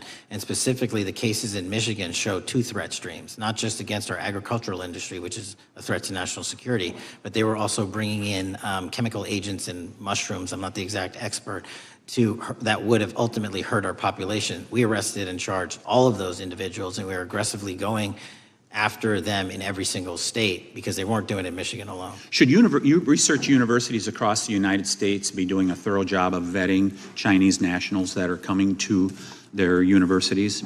They should. Turning to spying in America, we heard the stories about Senator Dianne Feinstein's driver, who was a Chinese spy. We're familiar with Linda Sun, who worked in Governor Hochul's office, Christine Fang in California. What are you doing to find these people who are Chinese spies that are trying to burrow themselves into the politics of America? Because we know it's happening, right? Yes, it is. And what our counterintelligence unit is doing is aggressively seeking the intelligence into where these individuals are working. Then we are utilizing our operational authorities to go in and investigate them either through our human source networks and collecting information through lawful process, online search warrants and data so that we can bring proper arrest charges and publicize to the world what they're doing here. And just because we've caught a few doesn't mean we've caught everybody. We've got a lot more to go. I get one more quick question in. The FBI arrested a judge in Wisconsin, Hannah Dugan, for interfering with a federal law enforcement operation. Could you tell us a little bit about that? And is a judge above the law here in the United States of America? Well, no one is, and that case is ongoing. But as you stated, and these allegations said, there was an interference in a federal lawfully executed federal law enforcement priority that was interfered with. I yield back, Mr. Chairman. Gentleman yields back. The gentleman from Tennessee is recognized. Thank you, Mr. Chair. Director Patel, I believe you had primary importance in starting Operation Viper in Memphis. Is that correct? Yes, sir. And Operation Viper brought in the FBI, the DEA, the ATF to help the Memphis police in policing the city. That'll be phase 2, sir. Phase 1 was FBI and local law enforcement in Memphis for the last few months. Okay. You did a good job, and the police director and the mayor have told me that has been helpful, the FBI working with the police. And the FBI are trained in law enforcement. They know Miranda rights, they know how to do policing, and they do a good job working with the police. Do you think that the National Guard is necessary to do the work that the FBI is doing now? Thank you. I do think it's necessary to finish it. What we've done is 500 arrests in Memphis and 110 federal indictments. But what we need to do is we've only secured a piece of where the criminal conduct is occurring in Memphis, and we can't work inside perimeters that are not established and safe, and we don't have the manpower to give us the space to fully go into the areas where the criminal activity remains. Well, are you suggesting that the National Guard is going to go into the more heavily crime areas? They're going to establish, like they did in Washington, D.C., perimeters where local law enforcement and the FBI, DEA, ATF, and U.S. Marshals can go into. We can't be going into all these areas knowing that they're extremely volatile and jeopardizing the safety of our agents. Did the National Guard do anything in Washington to help the FBI stay safe from these dangerous elements? They established perimeters. Established perimeter, and the criminals knew about it, so they... It was a visible force, sir, so they kind of saw it. Well, what you did, I commend you for what you did, and I think the FBI coming in, we have a crime problem in Memphis. The FBI has helped, DEA will help, and the ATF will help. I don't think the National Guard is going to help, and what I've seen, they're not trained in law enforcement, are they? No, sir. And so that could be a problem. Who will direct the National Guard in Memphis? Will it be, will they have control over your agents? No, sir, they won't. Who will have control over your agents? You? Well, the SAC and then ultimately the chain of command up to Washington, D.C. will control the FBI, but there's a task force that was put together that is going to be led by an interagency. The heads of U.S. Marshals, DEA, and FBI will be working together with DHS collectively on this. Have you visited Memphis before? Yes, sir, I have. So you know how good a city it is. I love Memphis. A lot of us do. And Memphis is a great city, great history, civil rights museum. Might say something about slavery, but that was the history. It needs to be taught. Blues, Elvis. Beale Street. Beale Street, right. Barbecue.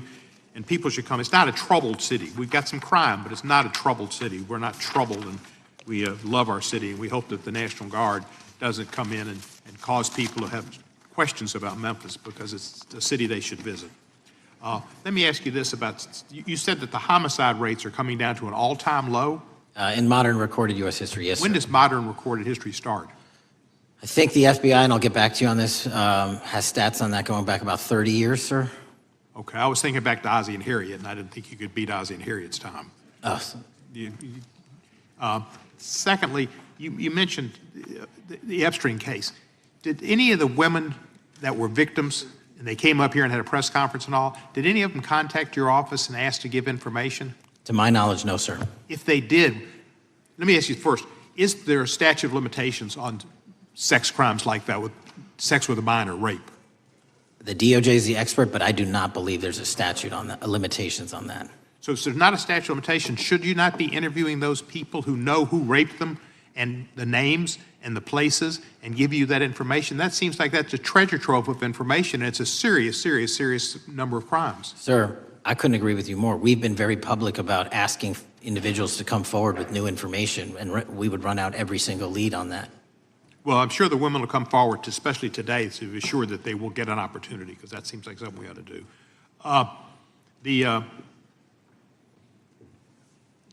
Mr. Driscoll, what was his reputation?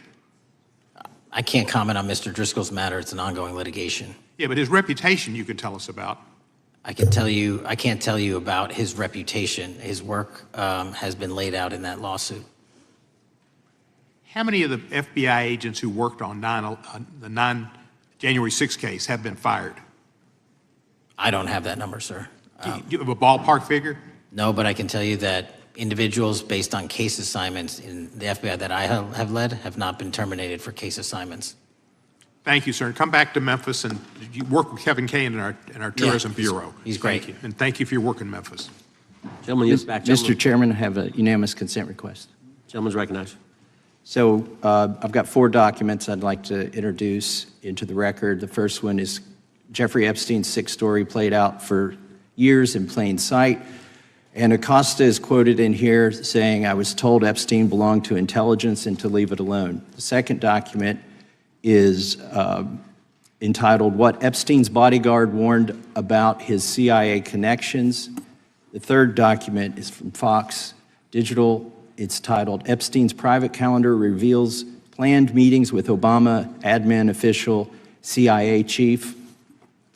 And the last document is Wall Street Journal article that highlights Ehud Barak's 36 meetings with Jeffrey Epstein. He was the former Prime Minister of Israel and head of military intelligence for Israel.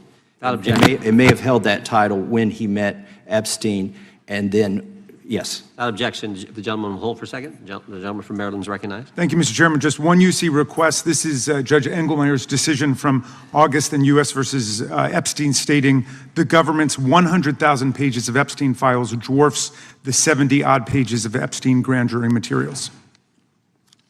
Without objection, the gentleman from Kentucky is recognized for 5 minutes. Thank you, Mr. Chairman. Director Patel, I watched some of your Senate hearing yesterday when Senator Kennedy asked you, "You've seen most of the files. Who, if anyone, did Epstein traffic these women to besides himself?" You replied, according to the transcript, "There is no credible information that he trafficked them to anyone else." You also said somewhere in the hearing and here today that the problem is that the case files are constrained by limited search warrants from 2006 to 2007, and that the non-prosecution agreement hamstrung future investigations. Those constraints only apply to Southern District of Florida. They do not apply to Southern District of New York, the location of the 2019 sex trafficking indictment, which produced many things, including a series of FD 302 documents. According to victims who cooperated with the FBI in that investigation, these documents in FBI possession, your possession, detail at least 20 men, including Mr. Jess Staley, CEO of Barclays Bank, who Jeffrey Epstein trafficked victims to, victims including minors such as Virginia Roberts Giuffre, may she rest in peace. That list also includes at least 19 other individuals, one Hollywood producer worth a few $100 million, one royal prince, one high-profile individual in the music industry, one very prominent banker, one high-profile government official, one high-profile former politician, one owner of a car company in Italy, one rock star, one magician, at least 6 billionaires, including a billionaire from Canada. We know these people exist in the FBI files, the files that you control. I don't know exactly who they are, but the FBI does. Have you launched any investigations into any of these people, and have you seen these 302 documents? Sir, I have asked my FBI agents to review the entirety of the Epstein files and bring forth any credible information, and we're working with Congress not only to divulge that information and produce it to you, but any investigations that arise from any credible investigation will be brought. There have been no new materials brought to me launching a new indictment. So is the loophole here, or is it your assertion that these victims aren't credible, that the 302s maybe didn't produce credible statements that rise to a probable cause? It's not my assertion, sir. It's the assertion of 2 different United States attorneys' offices from 3 separate administrations who investigated those same materials in live time. Are the 302 documents in the FBI's possession? They reviewed all that, yes, sir. And so have you reviewed those 302 documents where the victims name the people who victimized them? If I personally know, but the FBI has. So how can you sit here and in front of the Senate and say there are no names? I said I named one today. I said we are not in the practice at the Department of Justice FBI of releasing victims' names. That is not what we do. We are also not in the habit of releasing incredible information. That's not what we do. But multiple authorities have looked at the entirety of what we have. Okay, I got to move on here. Were you present when the AG had the White House event when she released the binders to the social media influencers? I was, yes. So if you're willing to meet with social media influencers who stood to benefit from the sensational and sad stories of these victims, will you meet with the victims as well? The FBI will meet with anyone who has new information. Will you personally meet with them? The FBI and the professionals who are handling the cases will. Were you instructed that it was important to release the documents to the Oversight Committee on the day of my introduction of the discharge petition to release these files? I don't know what day that was, so no. Well, they were released that day, and there were victims' names who weren't redacted because they were in such a rush, and the victims are not happy about that. Have you investigated any of the CIA connections? Have you seen the CIA file on Jeffrey Epstein? And if you wanted to see it, would they show it to you? Well, I can speak for the FBI, and that's presuming there's a CIA case file. And I've reviewed everything that the interagency, not I, the FBI, that was provided to us.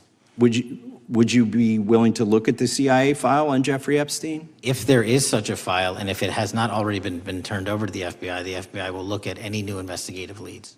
Have you made any progress on the pipe bomb investigation January 6th? And have you made any progress on the motive of the Las Vegas shooter? As to the first, it's an ongoing investigation, and we have made progress. As to the second, sir, I'll have to get back to you. All right, thank you. I yield back. Mr. Chairman, I have a unanimous Gentleman consent yields back. request. Unanimous consent request from the gentleman from New York. I ask unanimous consent to introduce an unsigned memorandum from July 7, 2025 that says we did not uncover evidence that could predicate an investigation against uncharged third parties with the insignia of the Department of Justice and the FBI. Without objection. Mr. Chairman, I have a Gentleman from Georgia. unanimous consent request. It's a article entitled DOJ Deletes Study Showing Domestic Terrorists Are Most Often Right-Wing. Without objection. Thank you. The gentleman from Georgia is recognized for 5 minutes. Thank you, Mr. Chairman. Director Patel, thank you for being here today. I want to first talk about the significant role that the FBI plays in combating the national security threats posed by our nation's greatest threat, our nation's greatest security threat, China and the Chinese Communist Party. It's a fact that China is America's most significant national security threat, isn't that correct? I would say so, sir. And you would agree with me that China wants to dominate the United States of America? I think that's largely their plan. And they want to dominate the world, both militarily and economically, isn't that correct? I think so. And sir, you've been FBI director for the last, 8 months? 7 months, yes. 7 months, and during that time, have you held any stock in any companies founded in China? I don't believe so. Well, you do own stock in a company known as Elite Depot, don't you? Which one, sorry? Elite Depot. You own stock. I think that's, I'll have to get back to you. I think it's a law firm and it's a company out of Singapore. Okay, well, no, the company out of Singapore, which is owned by Elite Depot, is the Shein Company, which was founded in China, correct?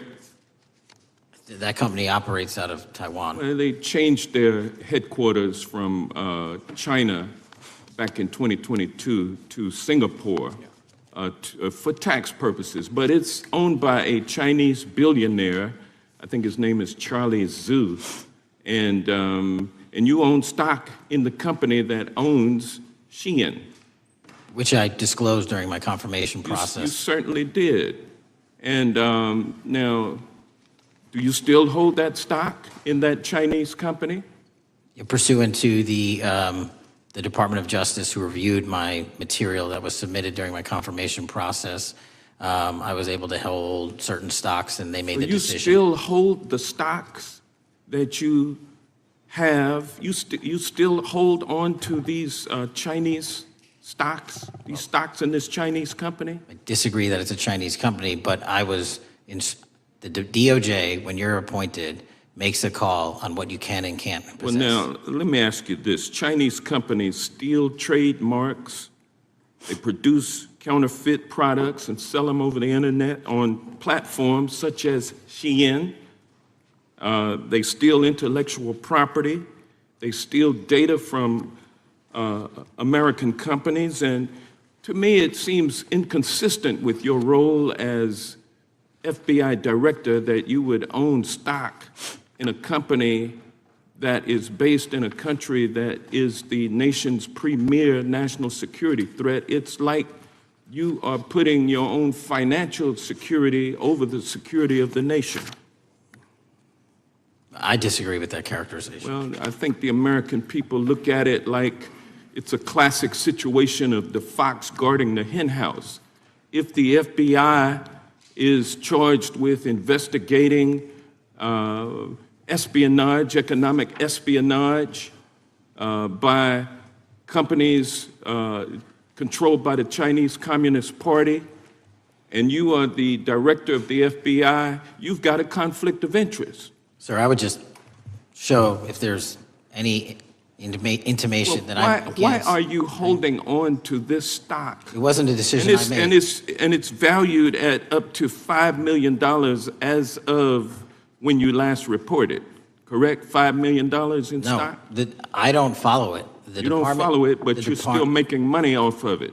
I don't have any money off of anything. Well, What I have done... Trump's trade policies directly impact the value of that Chinese stock.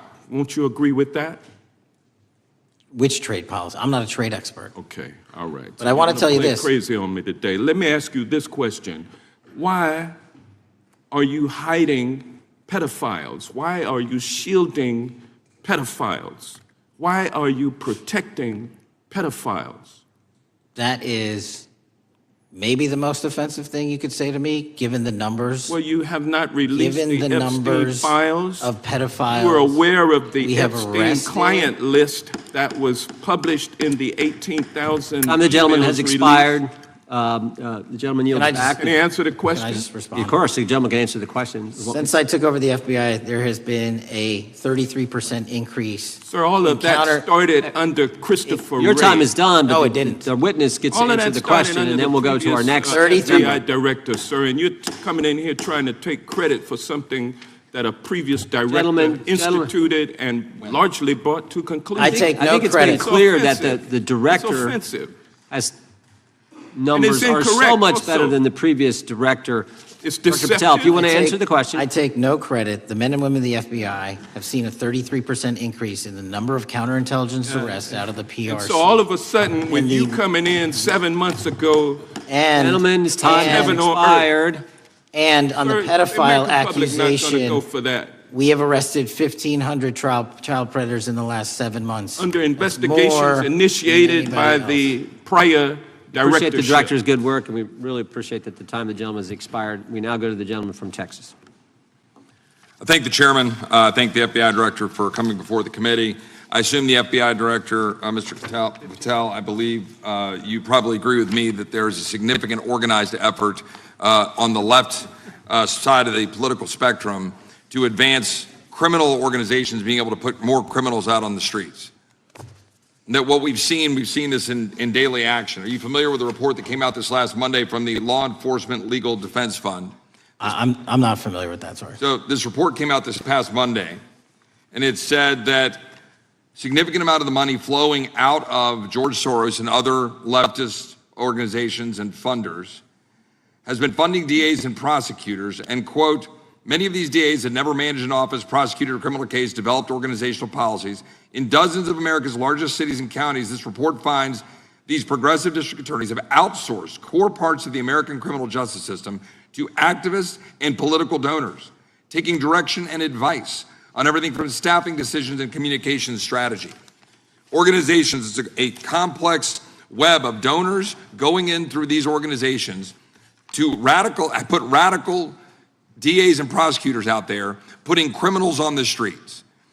Does the FBI director agree that this exists and is a problem? I will accept the factual representation, and if that exists, it is a problem.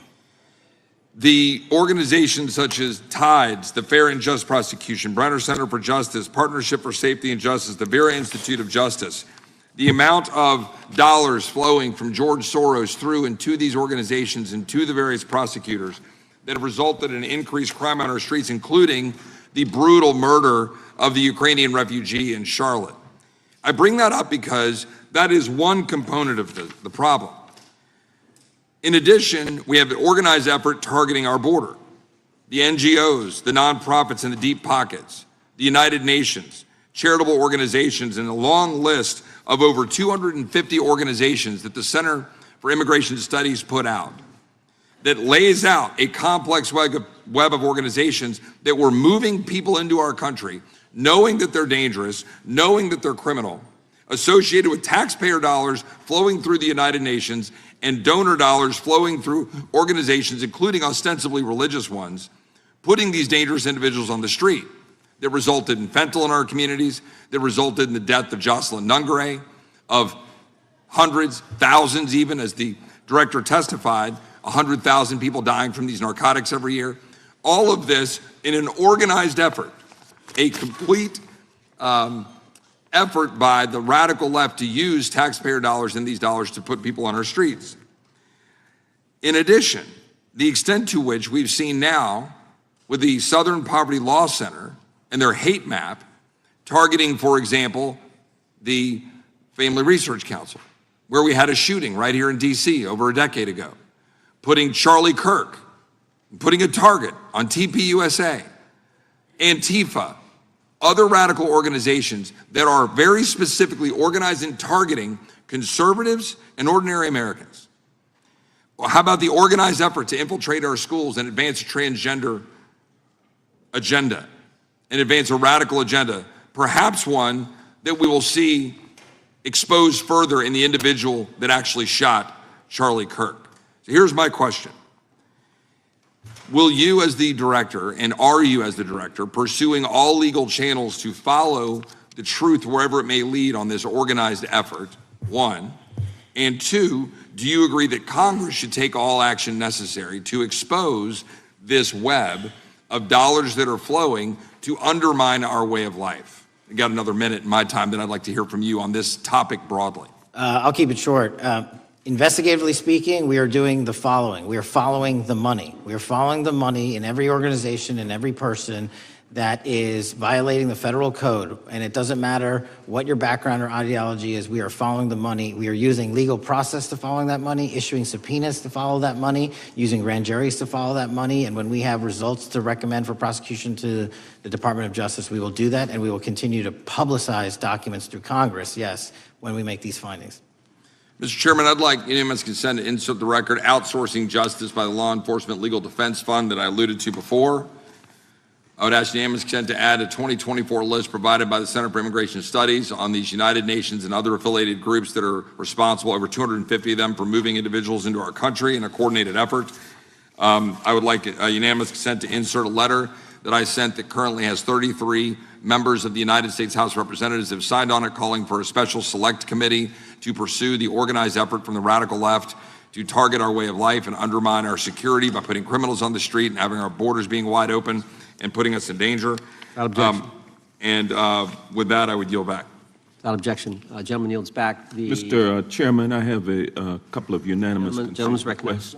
One is a letter from Senator Tom Cotton dated last year urging the U.S. to, quote, ensure that data from U.S. companies is not harvested by the Chinese Communist Party through the purchase of Xi'an software and technology. Without objection. And also a statement by Marco Rubio, then Senator Marco Rubio, which warned our UK allies about, quote, Xi'an's deep ties to the People's Republic of China. Without objection. Also,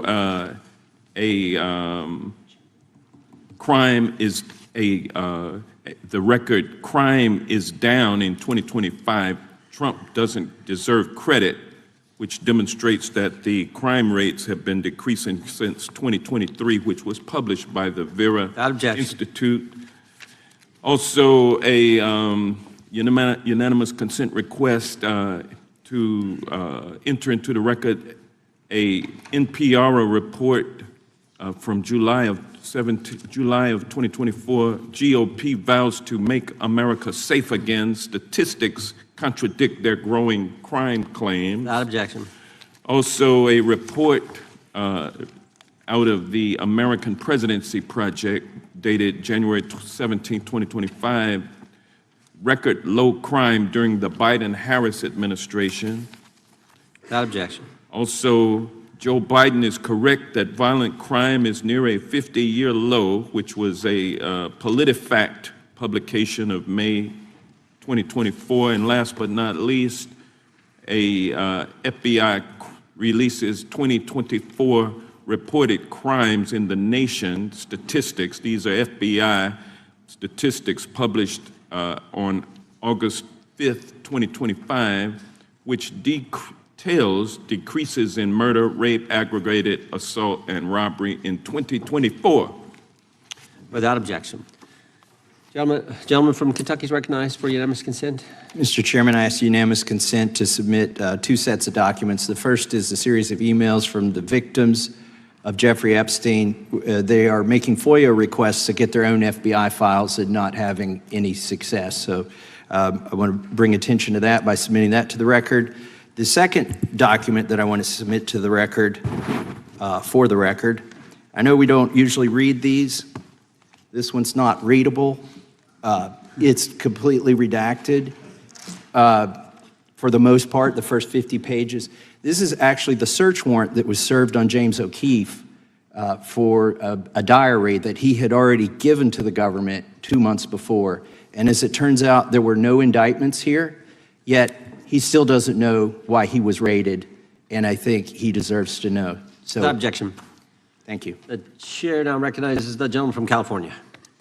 Director, the first time you saw Donald Trump's name was in the Epstein files. Did you close the files or keep reading?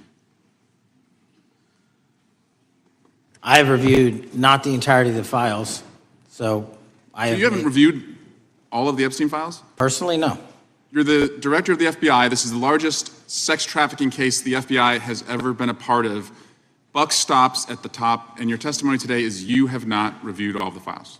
What I've been doing is been busy providing the safest country this country has seen in modern U.S. history in historic speed, because the men and women of the FBI are given the resources to reduce the homicide rate, to reduce the drug trafficking rate, to reduce the amount of children that are being trafficked, and the number of pedophiles. It sounds like those children being trafficked. I appreciate the director reviewing the files. You said you don't know the number of times Trump's name appears in the files, so it could at least be 1,000 times. Is that right?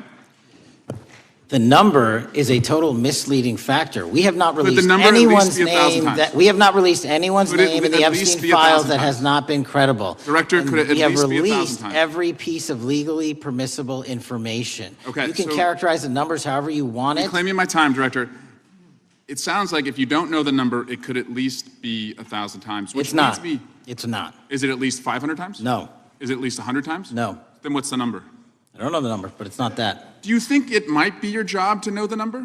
My job is to provide for the safety and security of this country. My job is not to engage in political innuendo so you can go out to the sticks and get your 20-second hit in your fundraising article. Director, keep going, reclaiming your time, because the people of California are being underserved by your representation. If the president is not implicated, why not release everything that involves him? We have released everything, the president and anyone else's side, that is credible and lawfully be able to be released. Your fixation accusation on this matter and baseless accusations that I'm hiding also child Mr. Massey's pedophiles is disgusting. interest. Anyone that says that needs to look at the stats alone. And go back to the state of California, who's receiving the biggest surge in FBI resources through my redeployment because the cities of Los Angeles, San Diego, and San Reclaiming Francisco my time, need it. Director. Remembering your oath to tell the truth, did you ever tell Donald Trump his name is in the files? I have never spoken to President Trump about the Epstein files. Did you ever tell the Attorney General that Donald Trump's name is in the Epstein files? The Attorney General and I have had numerous discussions about the entirety of the Epstein files and the reviews conducted by our team. Did you tell the Attorney General that Donald Trump's name is in the Epstein files? And we have released where President Trump's name is in the It's a simple attorney's question. file. Did you tell the Attorney General that the President's name is in the Epstein files? During many conversations that the Attorney General and I have had on the matter of Epstein, we have reviewed. The question is painstakingly simple. Who Did you can tell the Attorney General that Donald Trump's name is in the Epstein files? Yes or no? Why don't you try spelling it out Yes if you're or going to mock me? no, Director? Use the alphabet. Yes or no? No? A, B, C, Director, D, E, F? it sounds like you don't want to tell us. Did you tell the Attorney General that Donald Trump's name was in the Epstein files? Why don't you try serving your Director, constituency did by you tell the focusing on Attorney reducing General violent that Donald crime in this Trump's name- country and the number of pedophiles that are Director, legally reclaiming my harbored in time, your Director. sanctuary cities in Director, California? reclaiming I'll my work with time. you on that. Do Regular you want order, to Mr. work with us Chairman. on that? Director, Time reclaiming my belongs to the time. gentleman from California. Did you tell the Attorney General that Donald Trump's name is in the Epstein files? Yes or Question no? has been asked and answered. You've not answered it, and we will take your evasiveness as a consciousness of guilt. Director, did Donald Trump ever say to you, just find and release the entire truth? Don't worry if I'm in it. The instructions from the administration were to release all credible information, and we have done that. Did Donald Trump ever provide information about Jeffrey Epstein as an informant? Donald Trump has not been, and I can only speak for the FBI, an informant of the FBI. So, Director, you've played this cute shell game where you say you can't release everything because the court has said that it legally is not allowed to be released, but the court calls bullshit. Judge Richard Berman said that when you went to the court, quote, information contained in the Epstein grand jury transcripts pales in comparison to Epstein investigation information and materials in the hands of the Department of Justice. So let's move on, Director. You wrote a book called Government Gangsters. You identified 20 individuals in that book. You put me on that list at the top of the list. Thank you. My children find it flattering. 20 of those individuals have been investigated or have had adverse actions. Director, considering that you have identified these people as, quote, government gangsters, will you recuse yourself from making any investigation decisions about these individuals? Anyone that has been terminated at the FBI has been done so the because question they failed again. to meet the muster in Director, their constitutional I will obligation. work on the audio-visual capabilities. I'm of going to the room so borrow that you your can hear me. terminology and call I'm reclaiming bullshit my on your time. entire career in I'm Congress. reclaiming my It time, has been a Director. disgrace to the American Director, I'm people. reclaiming my You time. can On that. reclaim your Will you time all you recuse yourself? want. Mr. Chairman, you're going to allow a witness to speak this way? Mr. Chairman, would you give recuse yourself, The gentleman has no time. Mr. Chairman, would you Mr. Chairman, admonish the point of- witness not to insult members? The gentleman has no time. Mr. Chairman, the just committee will remember. quick point of order. Could the gentleman be extended an additional 20 seconds to complete his thoughts since the witness decided to interrupt him And continuously? then the witness will be able to respond if he wants. We'll make sure Thank he has you. time to do that. My question Gentleman, is, continue. will you, Director, recuse yourself, yes or no, from investigating or making decisions about the 60 individuals, including myself, that you identified as government gangsters? Yes or no? Time of the gentleman has expired. The witness may respond if he would like. And the answer was no, as I heard. Correct. Okay. The gentleman from Wisconsin, the gentleman yields back. The gentleman from Wisconsin is recognized for 5 minutes. Thank you, Chairman. Thank you, Director Patel, for being here today. I wanted to talk a little bit about the assassination of Charlie Kirk and the FBI's subsequent investigation. I know it's really sensitive, and you can make the call as to whether or not, obviously, it's something that you can respond to, but I think it's still fresh on many people's minds. I want to congratulate you and Utah law enforcement for the work you did in identifying the suspect and apprehending him. According to public reports, and I think this is what maybe it's, I still have questions about, and maybe the public does. According to public reports, the alleged shooter arrives on the Utah Valley University campus nearly 4 hours before the shooting. Was that your understanding? Is that kind of I'll let the public reports reflect themselves. I don't have the exact timeline. Okay, so we don't have any idea kind of his prep or how he set up or how he utilized that time when he first showed up on campus? All of those are being currently investigated through our cell phone analysis and through our witness interviews, and the state of Utah has now announced charges seeking the death penalty against its suspects, so we're a little limited in what we can continue to say. Sure, I understand. And the suspect, like you referred to, is then captured on security footage jumping off the roof of the alleged shooting location, the Losey Center. Do we have any idea how the suspect got up on the roof in the first place? I think for members of Congress, especially after Butler and Pennsylvania, it's just unimaginable that there could be some type of security breakdown prior to an event of that size where somebody could access a rooftop. So not commenting on the case, but having gone to the crime scene and walked the steps that we believe were taken, the roof was actually readily accessible through an exterior stairwell, so anyone could have gotten on it. Okay, okay. The suspect flees on foot to kind of this wooded area where he drops the rifle, wraps it in a towel, and then proceeds to his staged vehicle and basically drives home. So do we have any idea what the towel was about? Was it used later to identify a place where the firearm was left, or do we... What we can tell you is the towel, there was a screwdriver found on the rooftop, which DNA was collected off of, and the towel was found wrapped around the firearm in question in a wooded area next to the campus. All have been processed for DNA. And then, according to the suspect's roommate, there were allegedly messages on instant messaging platforms, specifically Discord, suggesting the towel may have been used to identify that weapon's location. So the public reports have suggested that the shooter acted alone. Do we still believe that that's true? Do we have any idea as to whether or not those Discord messages led us to believe that the shooter may have had help in any way or assistance? I can only speak to the FBI's investigation, and our investigation is ongoing, and we are interviewing any of those individuals involved in that chat and other individuals in the area. Very good. And so my suggestion, if there are accomplices, I'm sure this is something that the FBI is going to continue to investigate fully and thoroughly into the future. Yes, sir. The reason I ask that is because I don't know that that was necessarily the case with Butler, Pennsylvania. So thank you so much for your persistence kind of in this matter. There's still a lot of public questions that need to be asked. Let me shift to another topic very quickly. On July 31st, 2025, the DOJ and the CIA declassified the annex to Special Counsel John Durham's 2023 report on Operation Crossfire Hurricane. The 29-page Durham Annex contains previously classified information about, among other things, the investigative referral of the Clinton campaign plan. Why would somebody place documents in a burn bag related to this case? That case is very much ongoing, so I can't comment on the stylization of the evidence we're collecting. Can you comment at all on the Durham Annex as I described it? The Durham Annex, which has been publicly released thanks to the FBI's commitment to transparency, is one of the documents that's being utilized. And in general terms, speaking for a burn bag, sir, a burn bag is what you use to put classified documents into generally, because that is literally how you destroy them. So it appears that efforts were made by the Clinton campaign to reach out to the FBI agents or the Clinton sympathizers in the intelligence community in order to lead more credibility to the Clinton campaign plan.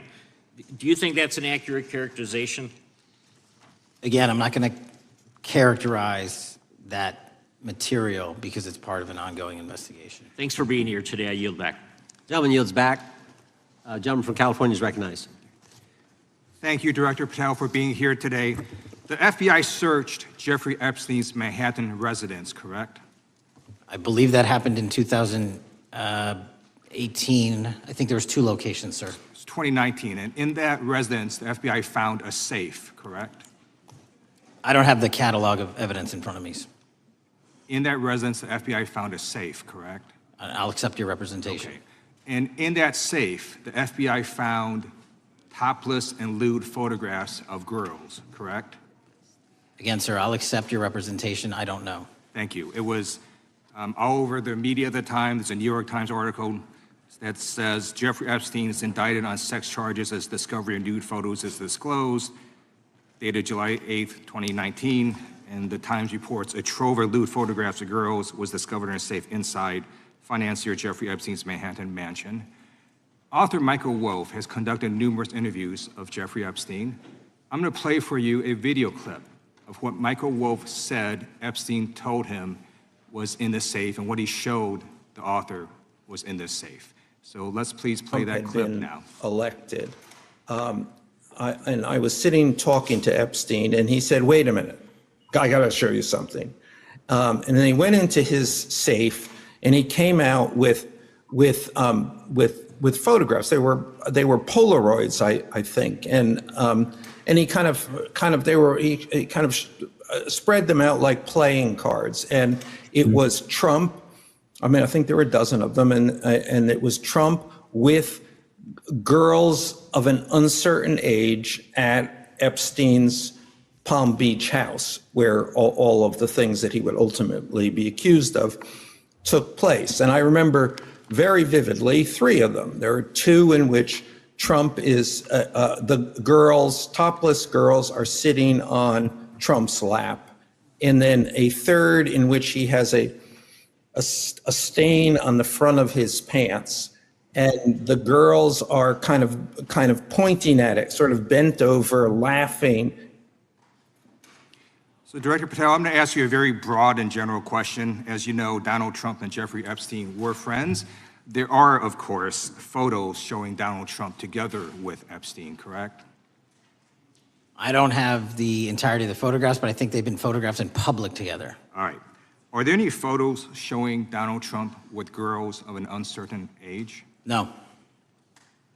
How do you know that?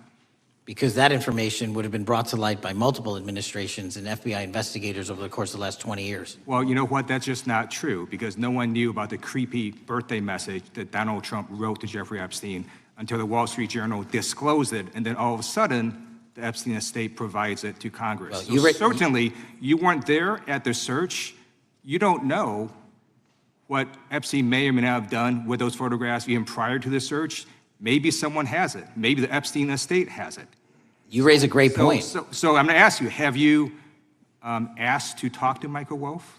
You raise a great point. I haven't personally asked to talk to Michael Wolff. Has the FBI asked? But the FBI, I'll get back to you if the FBI specifically so Michael Wolff has has ever. About 100 hours of testimony of Jeffrey Epstein. Wouldn't it be good for the FBI to interview Michael Wolff? I'm not saying they haven't. I just don't know. Has FBI subpoenaed the tapes that Michael Wolff has conducted of Jeffrey Epstein? I don't know. All right. So if you could provide us an answer, that would be terrific. Sure. Well, let me ask you this question then. Have you looked at all the photos in Epstein files? I have looked at all the information that the investigators who investigated this case have provided to run out credible leads. And in the Epstein files, was there that creepy birthday message that Donald Trump had written to Epstein? No, that's what I was trying to tell you. You raise a great point. The estate of Jeffrey Epstein has a voluminous amount of information that they have not released before. Okay, so that's great. So wouldn't it be great if FBI subpoenaed the estate of Jeffrey Epstein for all that information? The estate is under no obligation to provide that material, even pursuant to a subpoena. That's a great point. Yeah, that's just false. Okay. That's just false. You're the frickin' FBI. You can subpoena the information from the estate, and you better do that. That's literally not how it works. I'm going to move on now and talk about Epstein's client list.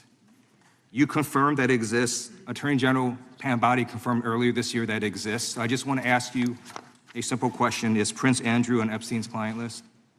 The material related to Prince Andrew has been made public. Is Prince Andrew on the client list? We have released the index of names that were in Jeffrey Epstein's. Is Donald Trump on Epstein's client list? The index has been released, and the index will speak for itself. So I'm just going to say, America is a huge red flag. The FBI director could not answer whether Donald Trump was on Epstein's Gentleman's time client has list. expired. I Chair yield now back. recognizes the gentleman from Virginia. Thank you, Mr. Chairman. I want to thank the director for being here and for his work over the last several months, removing the taint of partisanship that has infected the intelligence community over the past several years under the last administration, under the last several directors, standing up for law enforcement, standing up for the brave men and women who work in your agency. But to set the record straight, we have to correct the record. And the record, early days of the first Trump administration saw a dramatic spike in news stories that contained sensitive and sometimes classified details about the FBI's bogus Russia probe, about a leak a day. It's unacceptable that senior FBI officials coordinated to leak classified information to try and harm President Trump. Documents produced to the committee in August of this year revealed that the FBI interviewed a former Intelligence Committee staffer who gave details on a systematic process through which leaks of classified information were affected by then Chairman, now Senator Adam Schiff. Were these findings escalated within the Bureau's chain of command, and if so, to what level? Sorry, were the findings escalated? Were these findings that were given to us escalated within the Bureau's chain of command, and if so, what level? Did you receive this information? That entire matter is currently under investigation by the people at the FBI that handle leaks of classified information. All right, it's good to know that there is an ongoing investigation. Can you tell me whether these leaks to the media compromised any ongoing FBI investigations during the Trump-Russia probe? I can tell you, generally speaking, the leaks of classified information are detrimental to any work the FBI is doing. Now, former Director James Comey testified before the Senate Judiciary Committee that he had never been an anonymous source, nor authorized anyone to be an anonymous source in news reports about matters relating to the Trump investigation or the Clinton investigation. Was Comey's testimony true? In reference to Director Comey, I'm very limited in what I can say because of what the current status of those matters are with the FBI and the Department of Justice. When I am able to make those public, I will. Can you tell me if there's an ongoing investigation there? Again, without identifying any individuals related to the information you're generally speaking about, there is an ongoing matter that has been under review by the Department and the FBI for some time. Because we know that the documents that we received last month revealed that former Director Comey used Columbia University law professor as a conduit to leak stories to the media that contained classified information. Let me move on to the way that the FISA process was weaponized by past directors. Prior to your confirmation, you raised concerns about government misuse of FISA, including Section 702, stating that FISA was in need of major reform. Specifically, you highlighted that the Fisk report that the FBI had conducted 278,000 improper searches of the FISA database. Do you remain concerned about governmental abuse of FISA in Section 702? I'm always concerned, but what we've done since I became FBI director is implement new audit systems. We are nearing 100% review of the 702 query system that you are specifically referring to, and we've also eliminated anyone that has ever touched that database that has in any way made a mistake, whether intentional or not. And we have also identified a system in which those going forward who misuse the 702 system, they don't get 2 strikes. They get 1 and you're done. Okay, I'm glad you mentioned you're continuing to audit because, as you know, in May, the New York Times reported you closed the FBI's Office of Internal Auditing. Can you explain why you decided to close this office? Yeah, because under the new restructuring of the FBI, to save resources, there were 2 different places doing the exact same thing. We have a specific division dedicated to audits. I didn't need another audit system doing the audits again. And so we folded some of those folks with their expertise into our specific division and then took the rest of those folks and are moving them out across the country. Under previous FBI leadership, FBI agents were found to have lied to the Fisk. There have been hundreds of thousands of violations of querying standards. In light of past violations, what action is the FBI taking to ensure that similar abuses do not occur in the future? Exactly what I've outlined. You cannot have access to the 702 query system if you improperly queried that system at all at any time in your career. Okay, at a Senate hearing 2 years ago, your predecessor, Director Wray, testified FBI had previously purchased U.S. phone geolocation data for a specific national security pilot project and further stated that the project had not been active for some time and that the FBI relies on court-authorized process to obtain location data from companies. Does the FBI purchase location data or any other data of Americans from data brokers? I don't believe so, but I'll get back to you. Thank you, that'd be important. I appreciate that. I yield back. Gentleman yields back. Gentleman from Washington is recognized. Thank you, Mr. Chairman. Mr. Patel, before you joined the FBI, you had very strong opinions about what the FBI was hiding regarding Jeffrey Epstein. In a September 2023 interview with Glenn Beck, you said the Black Book is under the, quote, direct control of the director of the FBI. In December 2023, you said, let us know who the pedophiles are. Even for a short time after becoming FBI director, in February of 2025, you tweeted, quote, there will be no cover-ups, no missing documents, no stone left unturned. In June, you told Joe Rogan, quote, we've reviewed all the information, we're going to give you every single thing we have and can. But then suddenly in July, everything changed. You and Attorney General Pam Bondi released one video and said that there was nothing more to see. Your July memo says you uncovered more than 300 gigabytes of data and physical evidence, but that you had decided no further disclosure would be appropriate or warranted. That is a quote. I think what happened, Mr. Patel, is that suddenly you discovered that Donald Trump's name was all over these files, and you started a giant cover-up. So you are under oath, Mr. Patel. You just testified to Mr. Swalwell that you did not speak to the president about the Epstein files. To your knowledge, did Attorney General Pam Bondi speak to the president about what was in the Epstein files?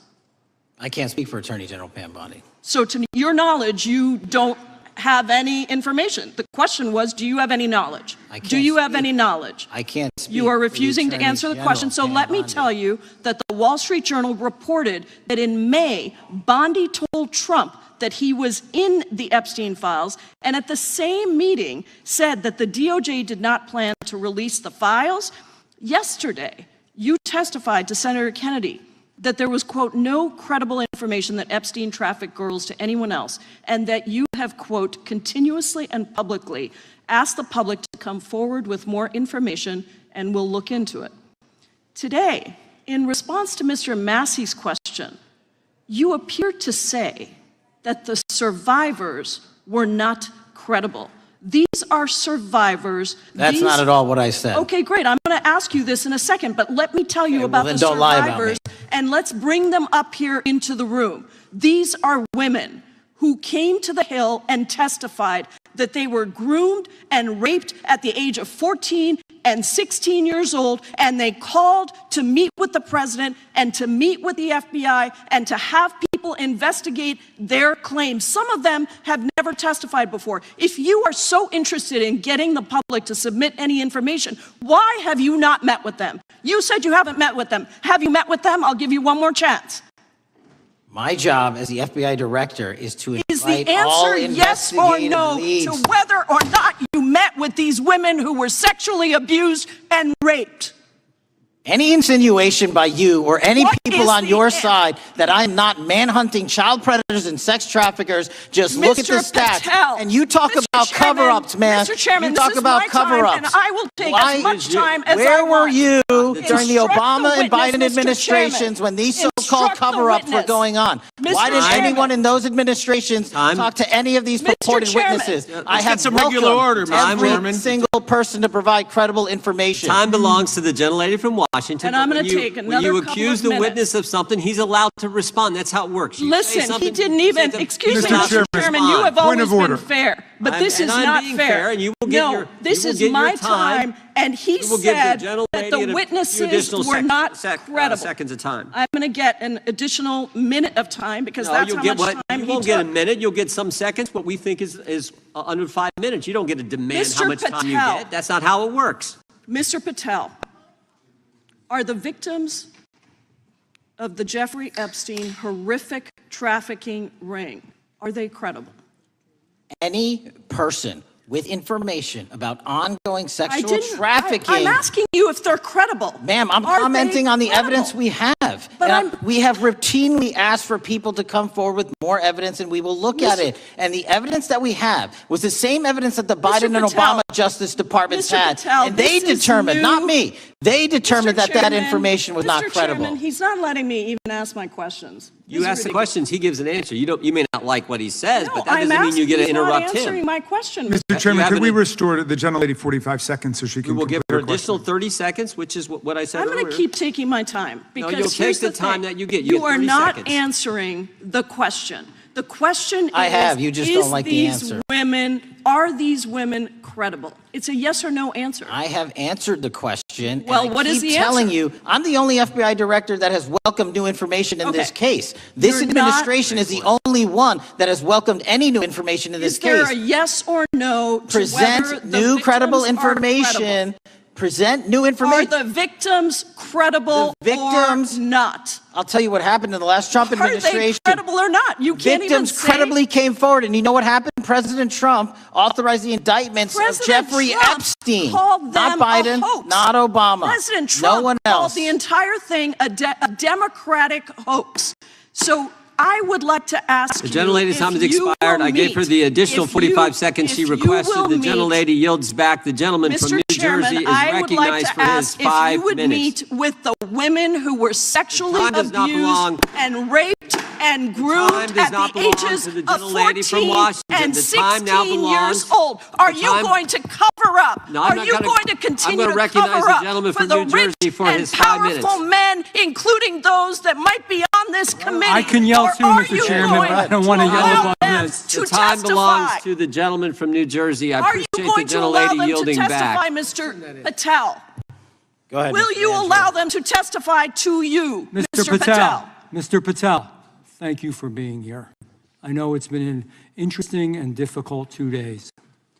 And I wasn't going to talk about the Epstein thing because there's a lot of other issues that affect the FBI, but I have to say a few words. I've sat here, I've listened to this, I've watched it, and you know, my Democratic colleagues are so concerned now, Mr. Patel, all of a sudden. Where were they last year? Where were they the year before? Where were they the year before that? Where was the last president in any of this? All I know, the only thing I see is a single letter from the ranking member that was sent in 2019 that he didn't like the plea deal, and some people signed on to that. Most of the truth, the real truth, let's be honest, let's be intellectually honest. The real truth is we didn't hear from them at all. Anybody of them. Hardly any of them ever mentioned it. Some of them didn't mention it at all until the beginning of this year. Earlier in the year it started. Not one Democrat asked Director Wray. We all remember Director Wray was here. Not once, not twice, multiple times. Nobody asked Director Wray about Epstein before this committee. Nobody was that concerned. Where was the concern for the victims then? Where was the moral righteousness then? Where was the outrage then? Where was the sense of duty then? Where was the desire for accountability then? Where was the urgency for justice then? Most of all, where the hell was the integrity then? You know what the truth is. Let's just say it, man. Tell the truth time. The truth is, it's politically useful for them to try to do this now, even though they didn't give a damn about it in the past. And you know what? That's an insult to the victims, and that's an insult to America. Continue to do the work you're doing. Continue to uncover what needs to be uncovered. One real quick thing before I say anything to 9/11. We know that was mishandled by the past director and by the past FBIs. There are family members here. There are family members who are concerned. God Almighty, we want to get to the truth of that. I ask you, please, to meet with them, to talk to them, and to investigate this with truth. You know, in the Biden administration, we went through a very dark and difficult period of time. The FBI trust was broken with the people. Catholics were, this is the stuff we've been talking about, were labeled radical threats for praying in their churches with their rosaries. Parents at school boards were called terrorists for standing up for their children. Hindu holy men in New Jersey. We have the largest Hindu temple in the world. They were attacked. They were put up against the wall with guns to their heads. So it isn't just a Catholic or Christian thing. American Jews were targeted in colleges and universities, and a lot of folks in the FBI, in the past FBI, not this one, didn't give a damn. We can't go back to targeting religion. We can't go back to silencing free speech. The Biden administration did that. So I got questions for you. Hopefully thoughtful questions that you can answer for us in a thoughtful way. How is this FBI now, under your leadership, how are we restoring trust for Catholics, for Hindus, for Jews, for parents, for all the other, for just American people that were targeted by FISA because they had a different viewpoint? How are we restoring that trust in the FBI? In multiple ways, sir. One, and maybe most importantly, is through transparency and providing the American public with the material so they can see, read it themselves as to what the abuses were in the past, whether it relates to the Catholic memo or the Hindu incident you talked about at the largest temple in North America.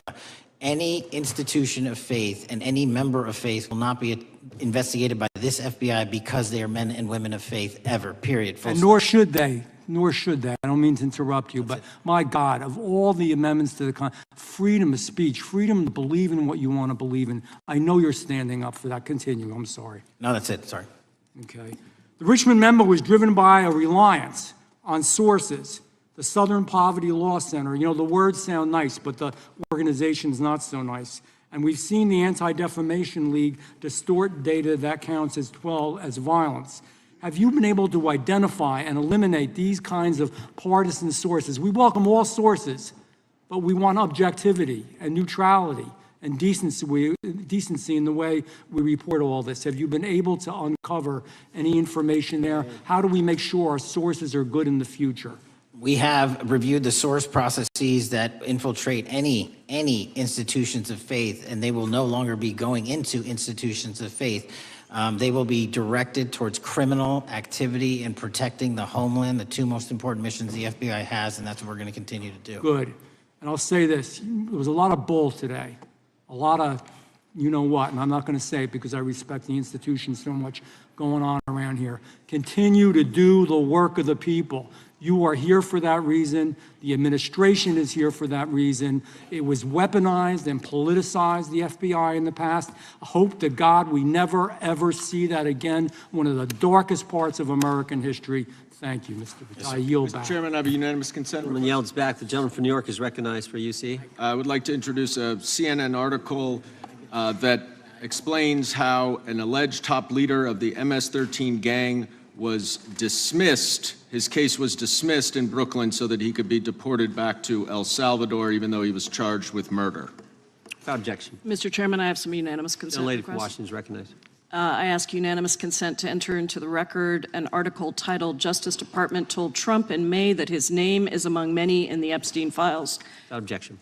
I have another one that is a July 2025 article by the New York Times entitled "How a Frantic Scouring of the Epstein Files Consumed the Justice Department."